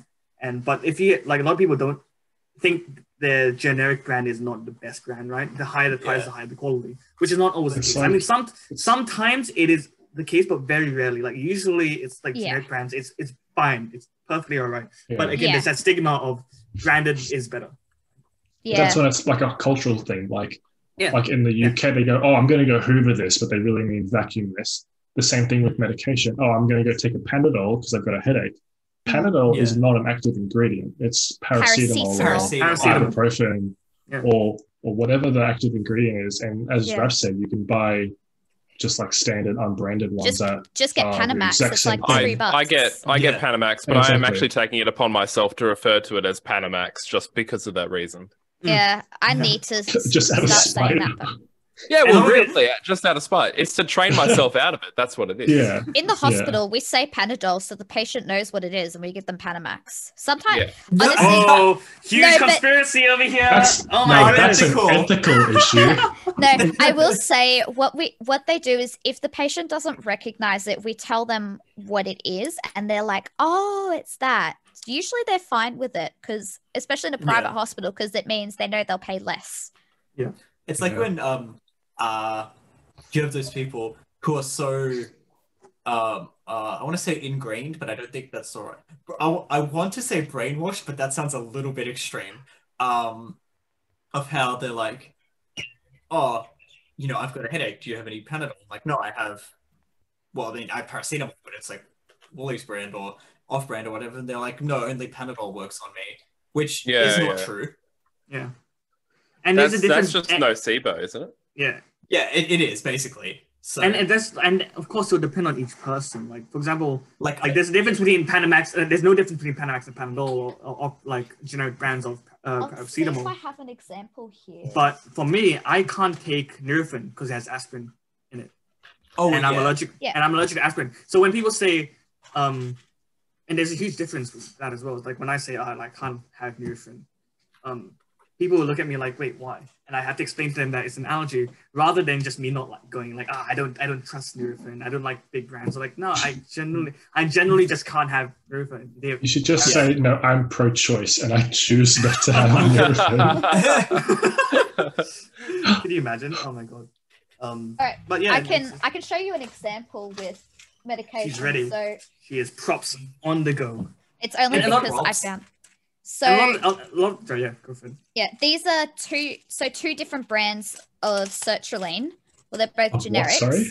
Sertraline, an antidepressant. So gotcha. Okay. Webcam won't focus, but the one, it says sertraline 50 milligrams as hydrochloride tablets. The other one, sertraline 50 milligram as hydrochloride. It's the exact same thing. They're two different brands. I don't know if that'll focus. No, they're made differently. So are the tablets different shapes? One is better. No, the tablets are the same strength. They're made with the exact same stuff. If you look on the box, do they look the same? Well, is it like the same shape?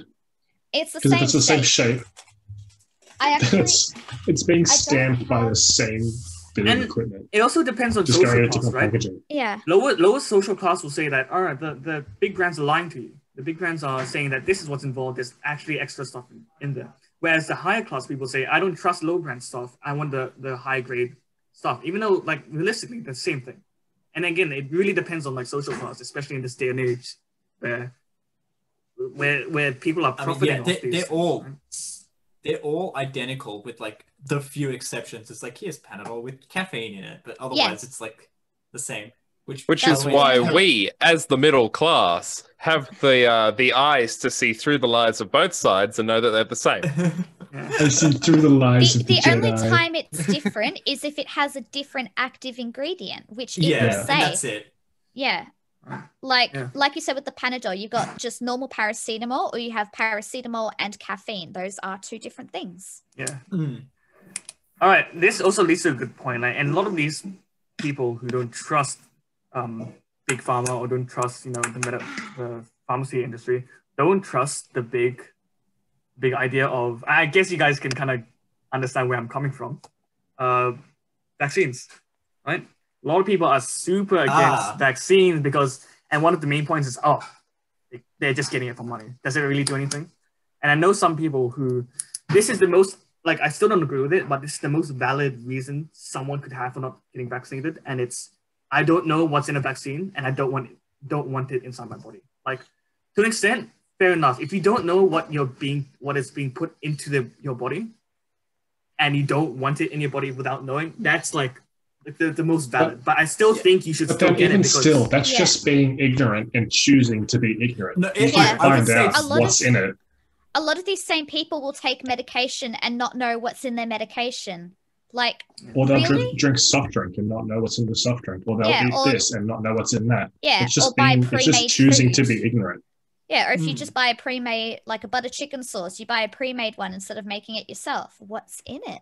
You Yeah. just see it as butter chicken. Let's just put it in. Butter. What I love And is chicken. when they Or actually I made it for dinner last night. they do look up the ingredients and they go, why is there mercury in it? Why is there this in it? And you go, well, hold on. If you took only the parts that would make up the vaccine just by itself, you would have some ridiculously high or low pH. You would have this imbalance of chemicals that would react badly with your body. You've got to put in a little bit of extra stuff that in large quantities would hurt you, but in a quantity about that big is not going to do anything except balance out the ingredients in the vaccine. But that's like all in that they need. micrograms, it'll do fuck all. Also, like mercury is usually Exactly. a compound. They don't have pure mercury in vaccines. They'll have, No. and they'll have mercury as a compound with other things. It's a bit like saying, oh, sorry, I don't take table salt because it's sodium chloride and it has sodium, which is bad for your body. Like, yes, sodium is terrible. Don't eat I pure don't- sodium. But like, I don't have you still need- table salt. I don't have table salt because it's got sodium chloride, and if you take the chlorine out and then you attach chlorine to another chlorine and then heat it up, you can choke on that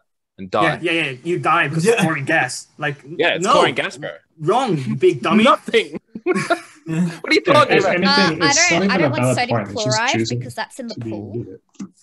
I don't breathe in. I don't breathe in drink oxygen water. because oxygen is actually one of the key elements in carbon dioxide. Bad. I mean, Wrong. you're right. But I don't breathe. I don't like people because carbon is a key ingredient in carbon dioxide and people. True. There you go. I drink water Anyways. because I'm not keen on ingesting hydrogen. Yeah, pretty much. No, but like, You if know we're that- getting back to it, like, Yeah. that first point you made about them not knowing and not being comfortable with that, that's a completely valid thing. Like, for the most, me personally, I don't know what is in any of the vaccines I've ever gotten, but I have a trust in the medical industry. But if you don't have a trust in the medical industry, you could get someone to explain it to you, like a professional or an expert to explain it to you. I would say look it up yourself, but that doesn't work a lot for a lot of anti-vaxxers. So Mm. get a medical professional to explain it to you. And then, But then that opens up the can of worms of what medical experts can you trust? Exactly. Yeah, It comes Yeah, down to a that's trust thing, right? Do you trust them, or are you have a person who says, "I don't really trust a doctor. I won't go to a doctor to see what's wrong with my knee. I won't go to a chiropractor to fix my back. It'll sort itself out. I want to research my own thing. It'll and be I'll right. figure it out, and it'll be right." Yeah. Right? There are people who have. I know one of my mates who I train with in Taekwondo.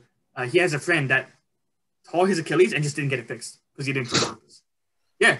And his whole What? muscle rolled up, and he was like, "I'll walk it off." And I was like, I hate that. "Oh no! You know what makes- Don't have you do ever that!" have you ever heard the sound it makes when your No, calf and I'd rolls up rather your not. leg?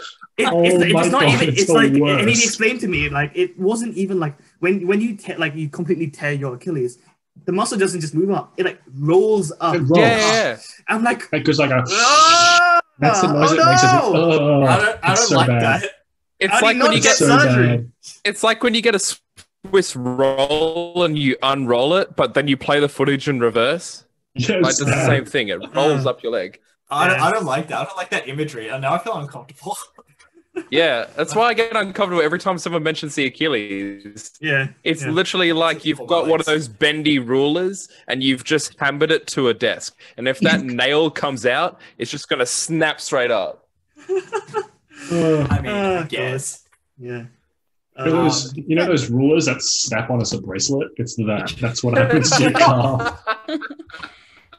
Going back to the thing, so with the whole not trusting medical professionals, and also going back to the big pharma thing, like I've said before, a lot of people, a lot of like anti-vax arguments say that nurses are working for the big pharma, like, or the big pharma is going to do it. The people who administer it, it's usually the nurses, sometimes the doctors, and like maybe you think, oh, doctors, they earn lots of money, they benefit. What about us nurses who, like, we don't earn a shitload of money? Sorry, can I swear?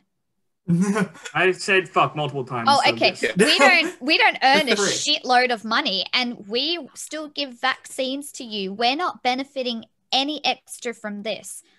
Like, and That actually another makes thing it- with sorry, another thing. I was just with going to say anti- real quick. This terrible idea video call.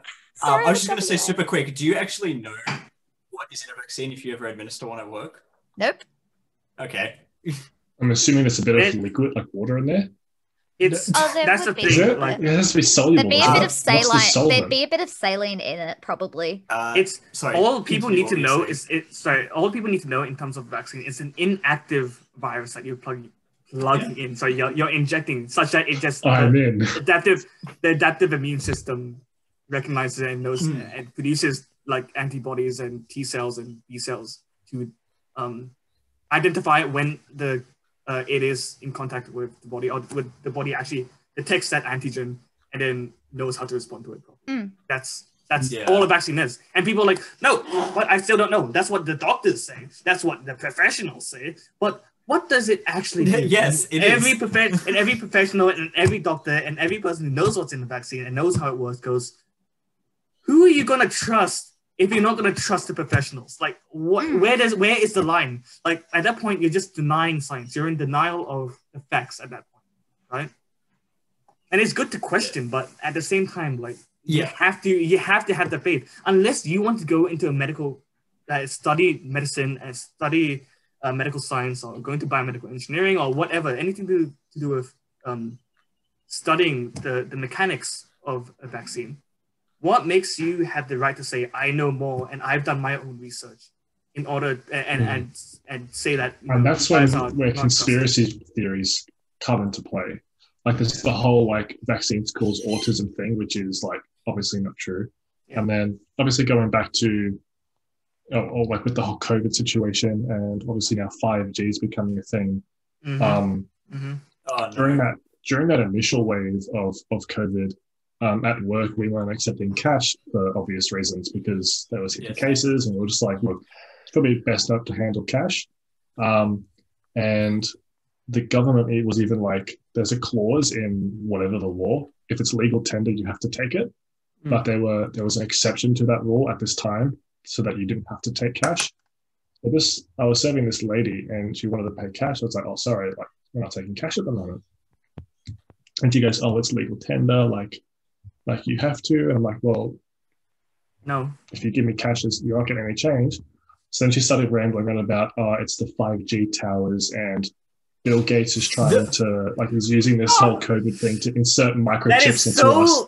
That's so irrelevant. That is so irrelevant. Like what? No, the thing is, it went from 0 to 100 so quickly that I didn't even know what to say. So after that whole spiel, that probably lasted like a minute of what she said, the only thing I replied with was, would you like your receipt? Because by that point she had already tapped her card. So I was just going like, would you like your receipt, man? I was like, I don't know. You've got so much patience. If that was me, I would have just told her to fuck off, and I wouldn't have cared if I got fired. I was just so taken aback because I didn't think, like, I've seen those people exist only on the internet. I've never experienced it personally.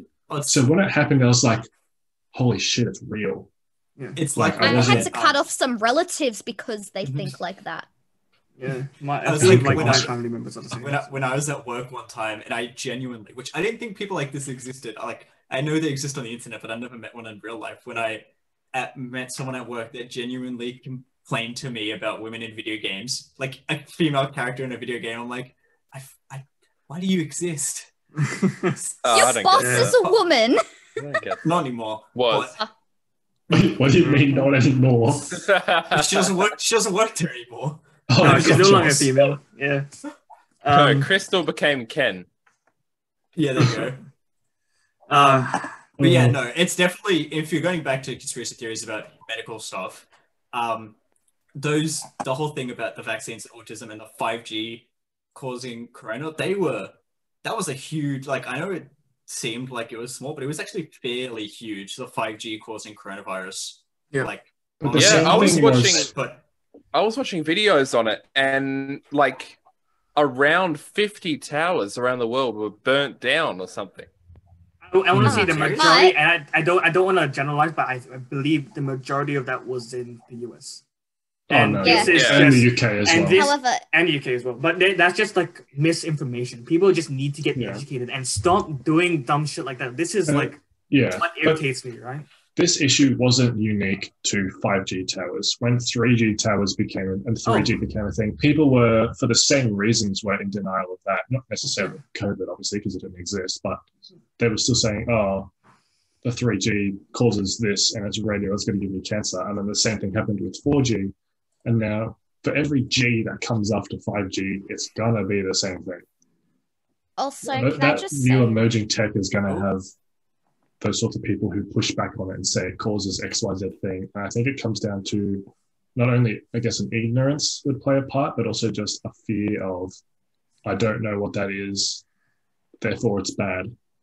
Yeah. Anyway, Raph, before you start, Raph, I'm double checking. I'm double checking the numbers now. And remember I said that there was about 50 towers burnt down. There have been 77 mobile towers burnt down just in the UK. Oh God! It's not even that big. No, the UK is small. So wait, is there been more towers burnt in the UK than the US? I don't know. I'm checking other sources now to see what I can find, but a lot. Yeah, this is something quick with the tower burning. If you watch Internet Historian's video, you will find out that it was not only 5G towers burned, but a lot of 3G and 4G towers. Because people just mistook them. Exactly. They were like, cell tower must be 5G. Radiation. I heard radiation somewhere. It's bad. These are the people who have done more research than people who have PhDs. Just remember that. Oh yeah, remember. It's like what you were saying before with the vaccines, how they hear the keyword like mercury and they get scared. When they think of the towers, they hear radiation or radio, and then they get scared. But they don't like, I want to say look it up or listen to someone who knows what they're talking about and say, okay, yeah, it might be radiation, but so is like light. Like radiation comes in like. So is like electrical wires, like they still so it comes in radiation comes in different forms. Here's the different forms. Here's your the kind that phone signals. Here's the kind that phone signals are made of. People are afraid of those huge what are those called? I studied this in year 12 physics. Buzzwords. The electricity towers. Yeah. With those huge metal structures of electricity. Those power towers. Something along those lines of that. And they look at that and go, I don't want to live near that. I don't want to have a house with a pylon right next to it. And because it's like transmission a big, towers, by the way. Oh, there you go. Transmission. And they're like, I don't want to live by that because it produces a lot of radiation. They've done research on this, and your toaster produces more radiation than those towers, generally speaking.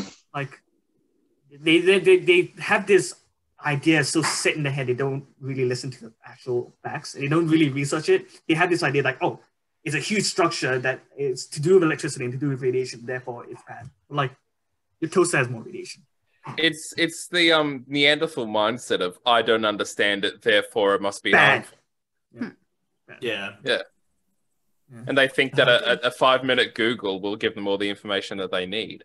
But if that's the case, why do people study? Yeah. Because I thought you were going to continue with that. I thought you were going to continue that with study with. What they research isn't things that are actually true. They research. It's like what they want to hear. Cherry picking information. Yeah. Yes, I definitely spent 7 years at medical school for you to outdo me with 5 minutes of Google.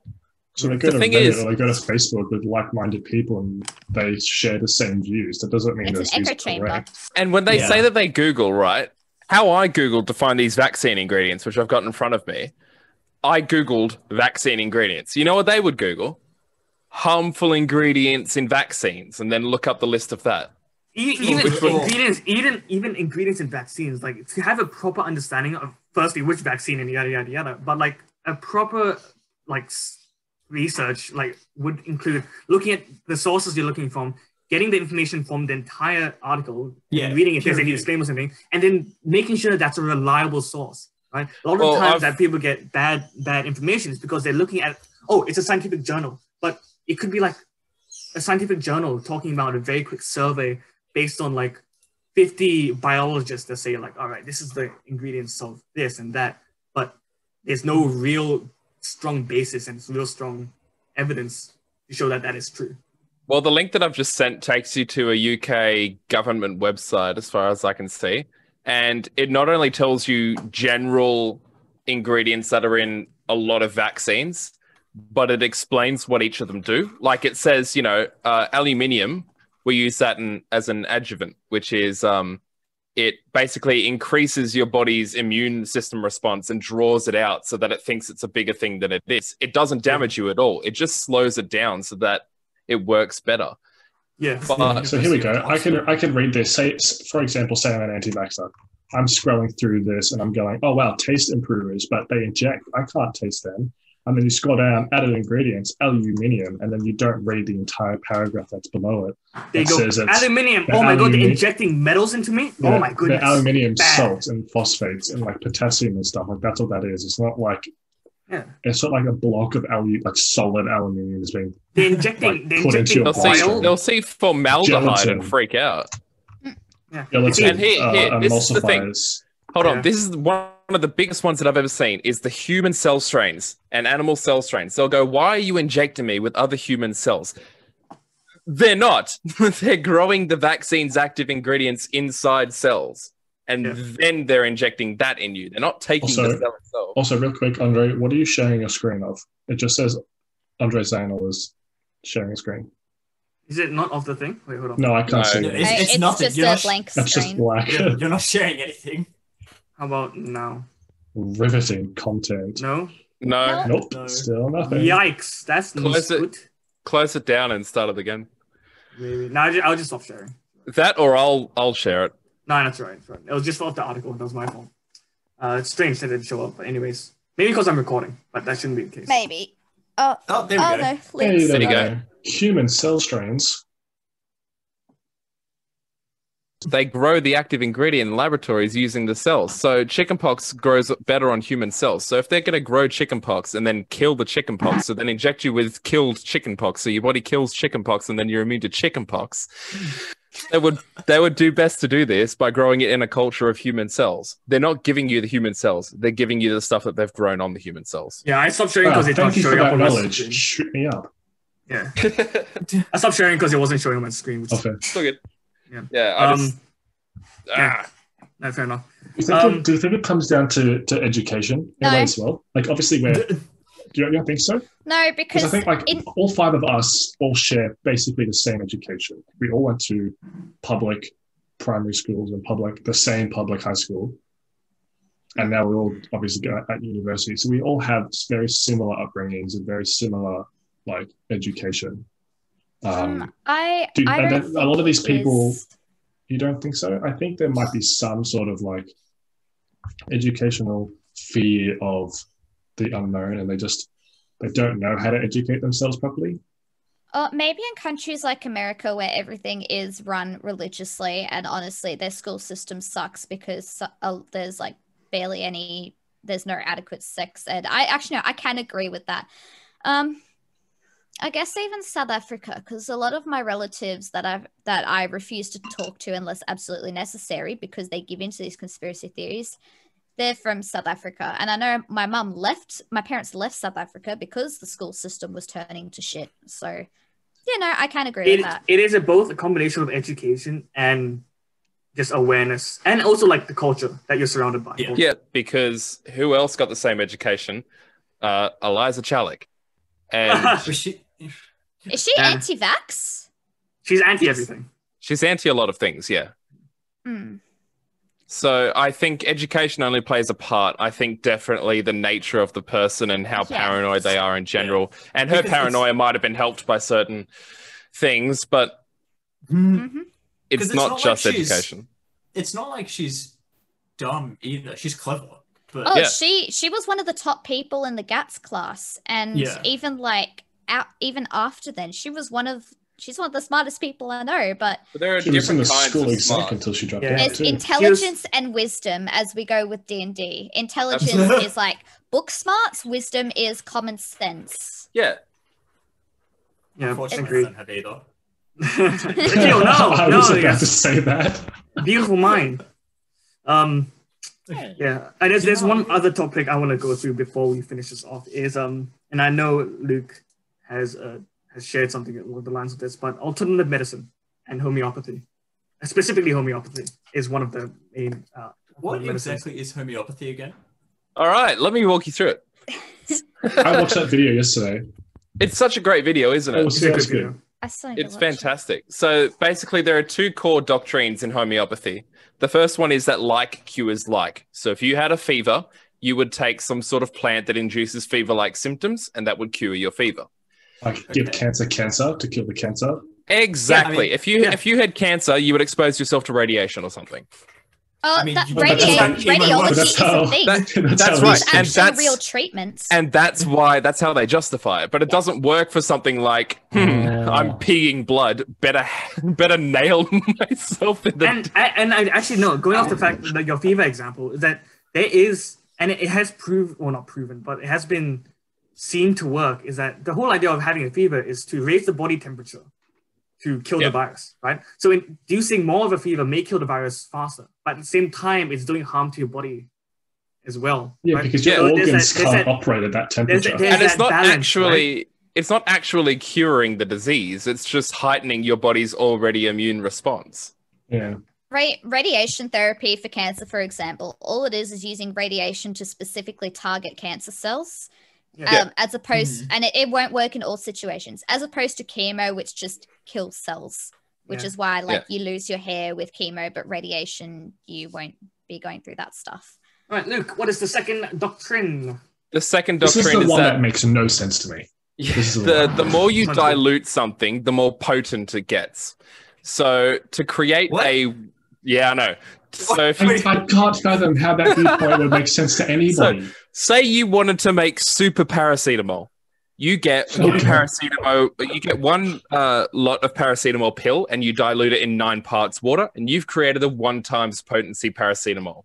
If you then take 1 part of that dilution and put it into another 9 parts water, shake that up, you've got a 2 times potency paracetamol. No, And you keep don't. going, and no, well, according to this, you do. So you just keep on going. So if to I the point really where- hated somebody, I could pee in a cup, take 1 drop of pee and 9 drops of, or like Yeah. one part of pee and What- 9 hold on. parts of water, and keep going, and then I can basically give that to someone and go, drink this. Yeah, And that's I'm the thing. making Like them drink it's really potent pee. when you dilute things constantly. Bear Grylls wants to know your location. It seems to remember all the 1 drop of onion juice you had 10 stocks ago, 10 solutions ago, but it somehow forgets all the pee and piss it's had in it. Oh, pee and shit it had in it. That's the thing. I didn't quite get to that point, but the reason they think it works is that every time you introduce an ingredient to the water molecules and you shake it up, it creates a memory, an imprint in the water. So the water remembers what's been in it, which doesn't make sense because the ocean. But Yeah. I saw someone say that therefore There's anthrax in this water. I saw someone say that therefore by dropping Osama bin Laden's body in the ocean we cured terrorism.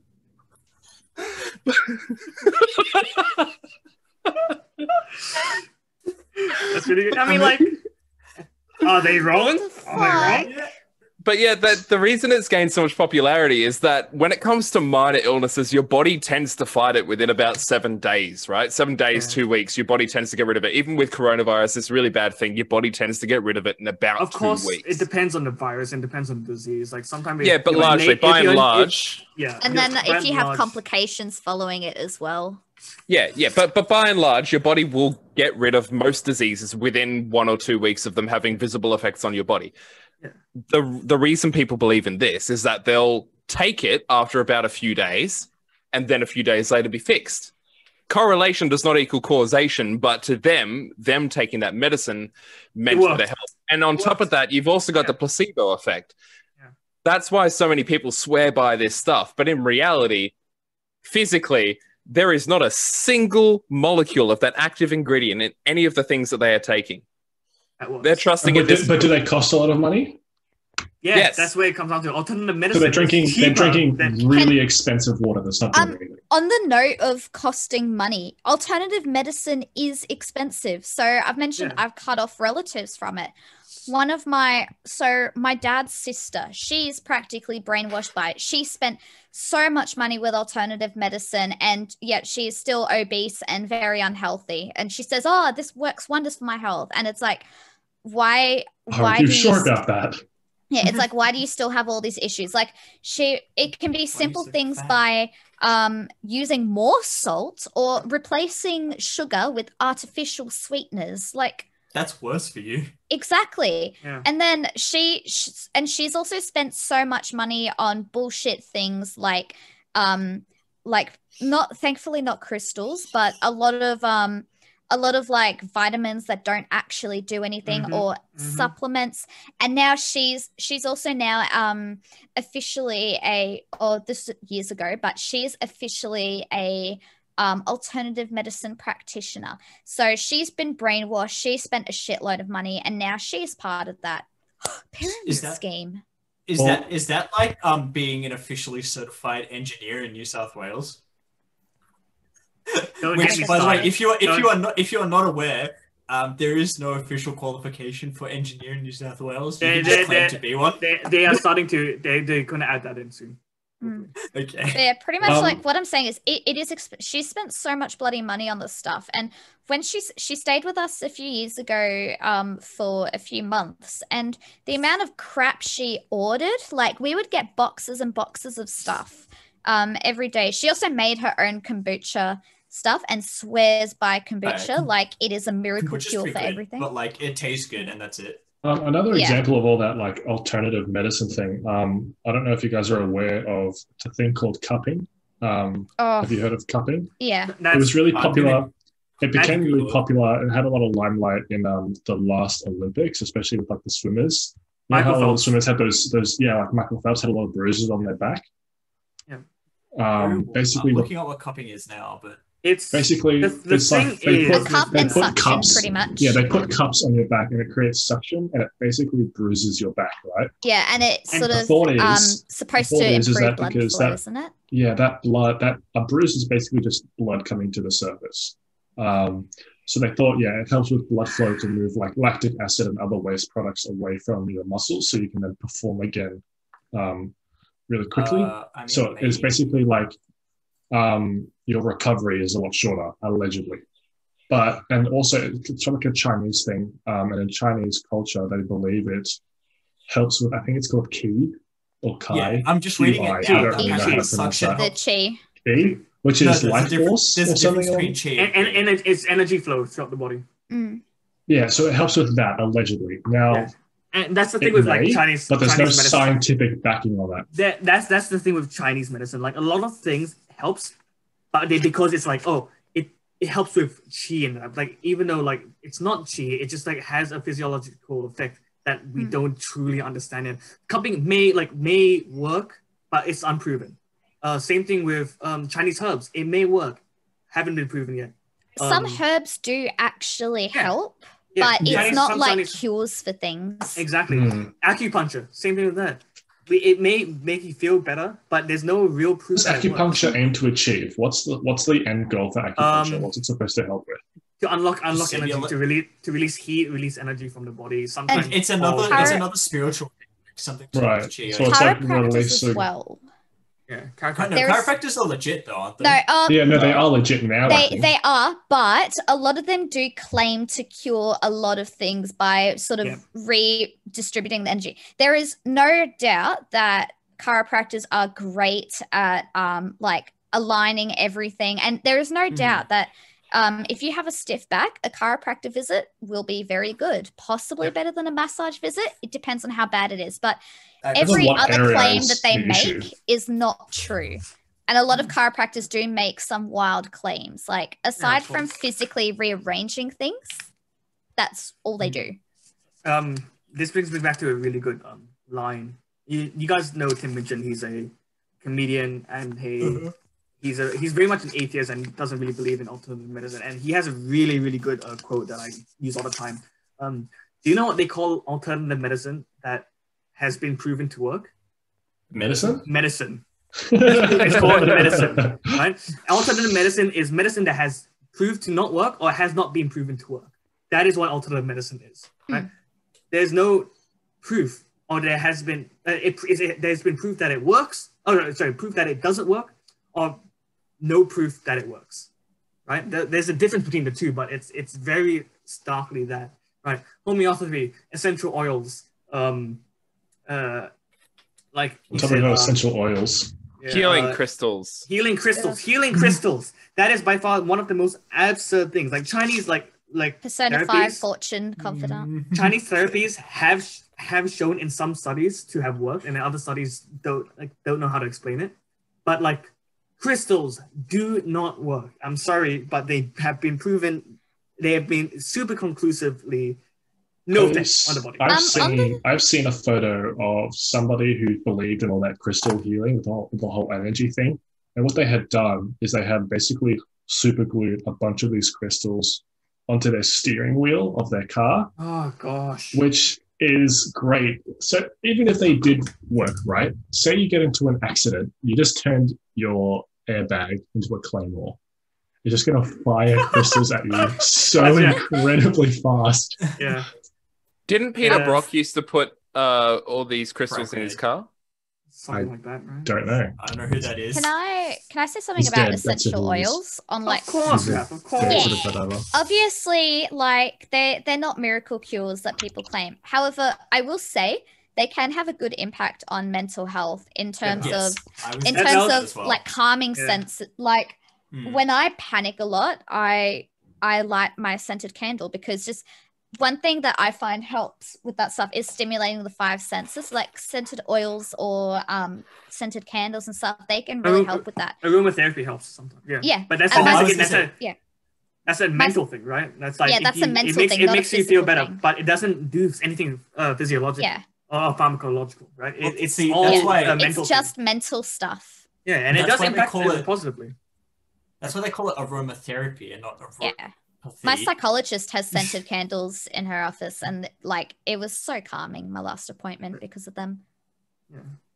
Well, therapy means helping heal someone. So aromatherapy technically means that it's helping, but only on a mental level. Like, it's like I don't know, but it still helps. Like I find aromatherapy helps a lot. Yeah. And it's the one, like we have scented candles, and no one's against scented candles. If it helps you have a calm mind or help you puts you at ease and makes you more comfortable, then doctors be like, yeah, go for it. It's not harming you. If you're using only scented candles to say, oh, it will cure this, then the doctors go, well, sorry, but you're wrong. If they're good doctors.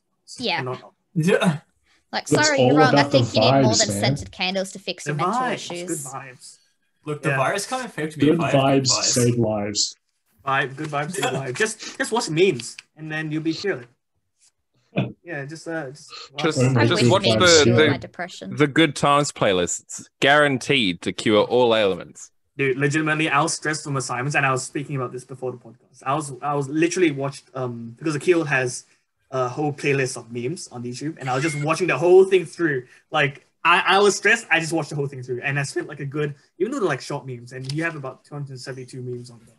I just watched the whole thing through. Like it was like honestly the highlight of my day. Fantastic. My stress relief is just watching dog videos or petting the dogs. Toby has left, and Truffles is probably under the bed. But normally they just sit in the room, and if I get stressed, I just pet them, and it's like, yay. Yeah. I like how you put the link in chat, Akil, because if anyone watches the Zoom recording, they can look at the chat and they can look at it themselves. Can they actually? You know it. No. Yeah, when you put a Zoom recording up, that normally gives you a transcript of the speech, which is generated by an AI, which is hilarious to read through. But they also put the chat up, I think, in real time as well. I think so. I think there's a separate file. All right, Ben. I mean, like now you're just using the system. Right? Oh, now everyone can see the shit that Luke was saying after I mentioned Tucky. Oh, yeah. Tucky Cat backwards is Tucky Cat. Okay, thank you. NASCAR backwards is NASCAR. I think I think this is a good stopping point. I think we've covered a lot. We covered the improvements in medical tech and the issues. Also the issues within like a business perspective, conspiracy perspective, but also what else did we cover? We covered business, the public fears, ethics and ethics politics as well, the ethics and politics of. I'd be happy Big to do this Pharma more and often. American pricing. Yeah, I can definitely record this and honestly like upload it somewhere like if needed, like even YouTube. If I just want to, we'll do more podcasts. We should do more podcasts. I mean, we could just talk about different things every week. Yeah, absolutely, I agree. I understand this is for a YouTube assignment, and I will be. And if this assignment? A YouTube assignment. Uni assignment. That's a YouTube assignment. Yes. I'm done. For, part of the new partnership program. Yeah. I can. This is for a uni assignment.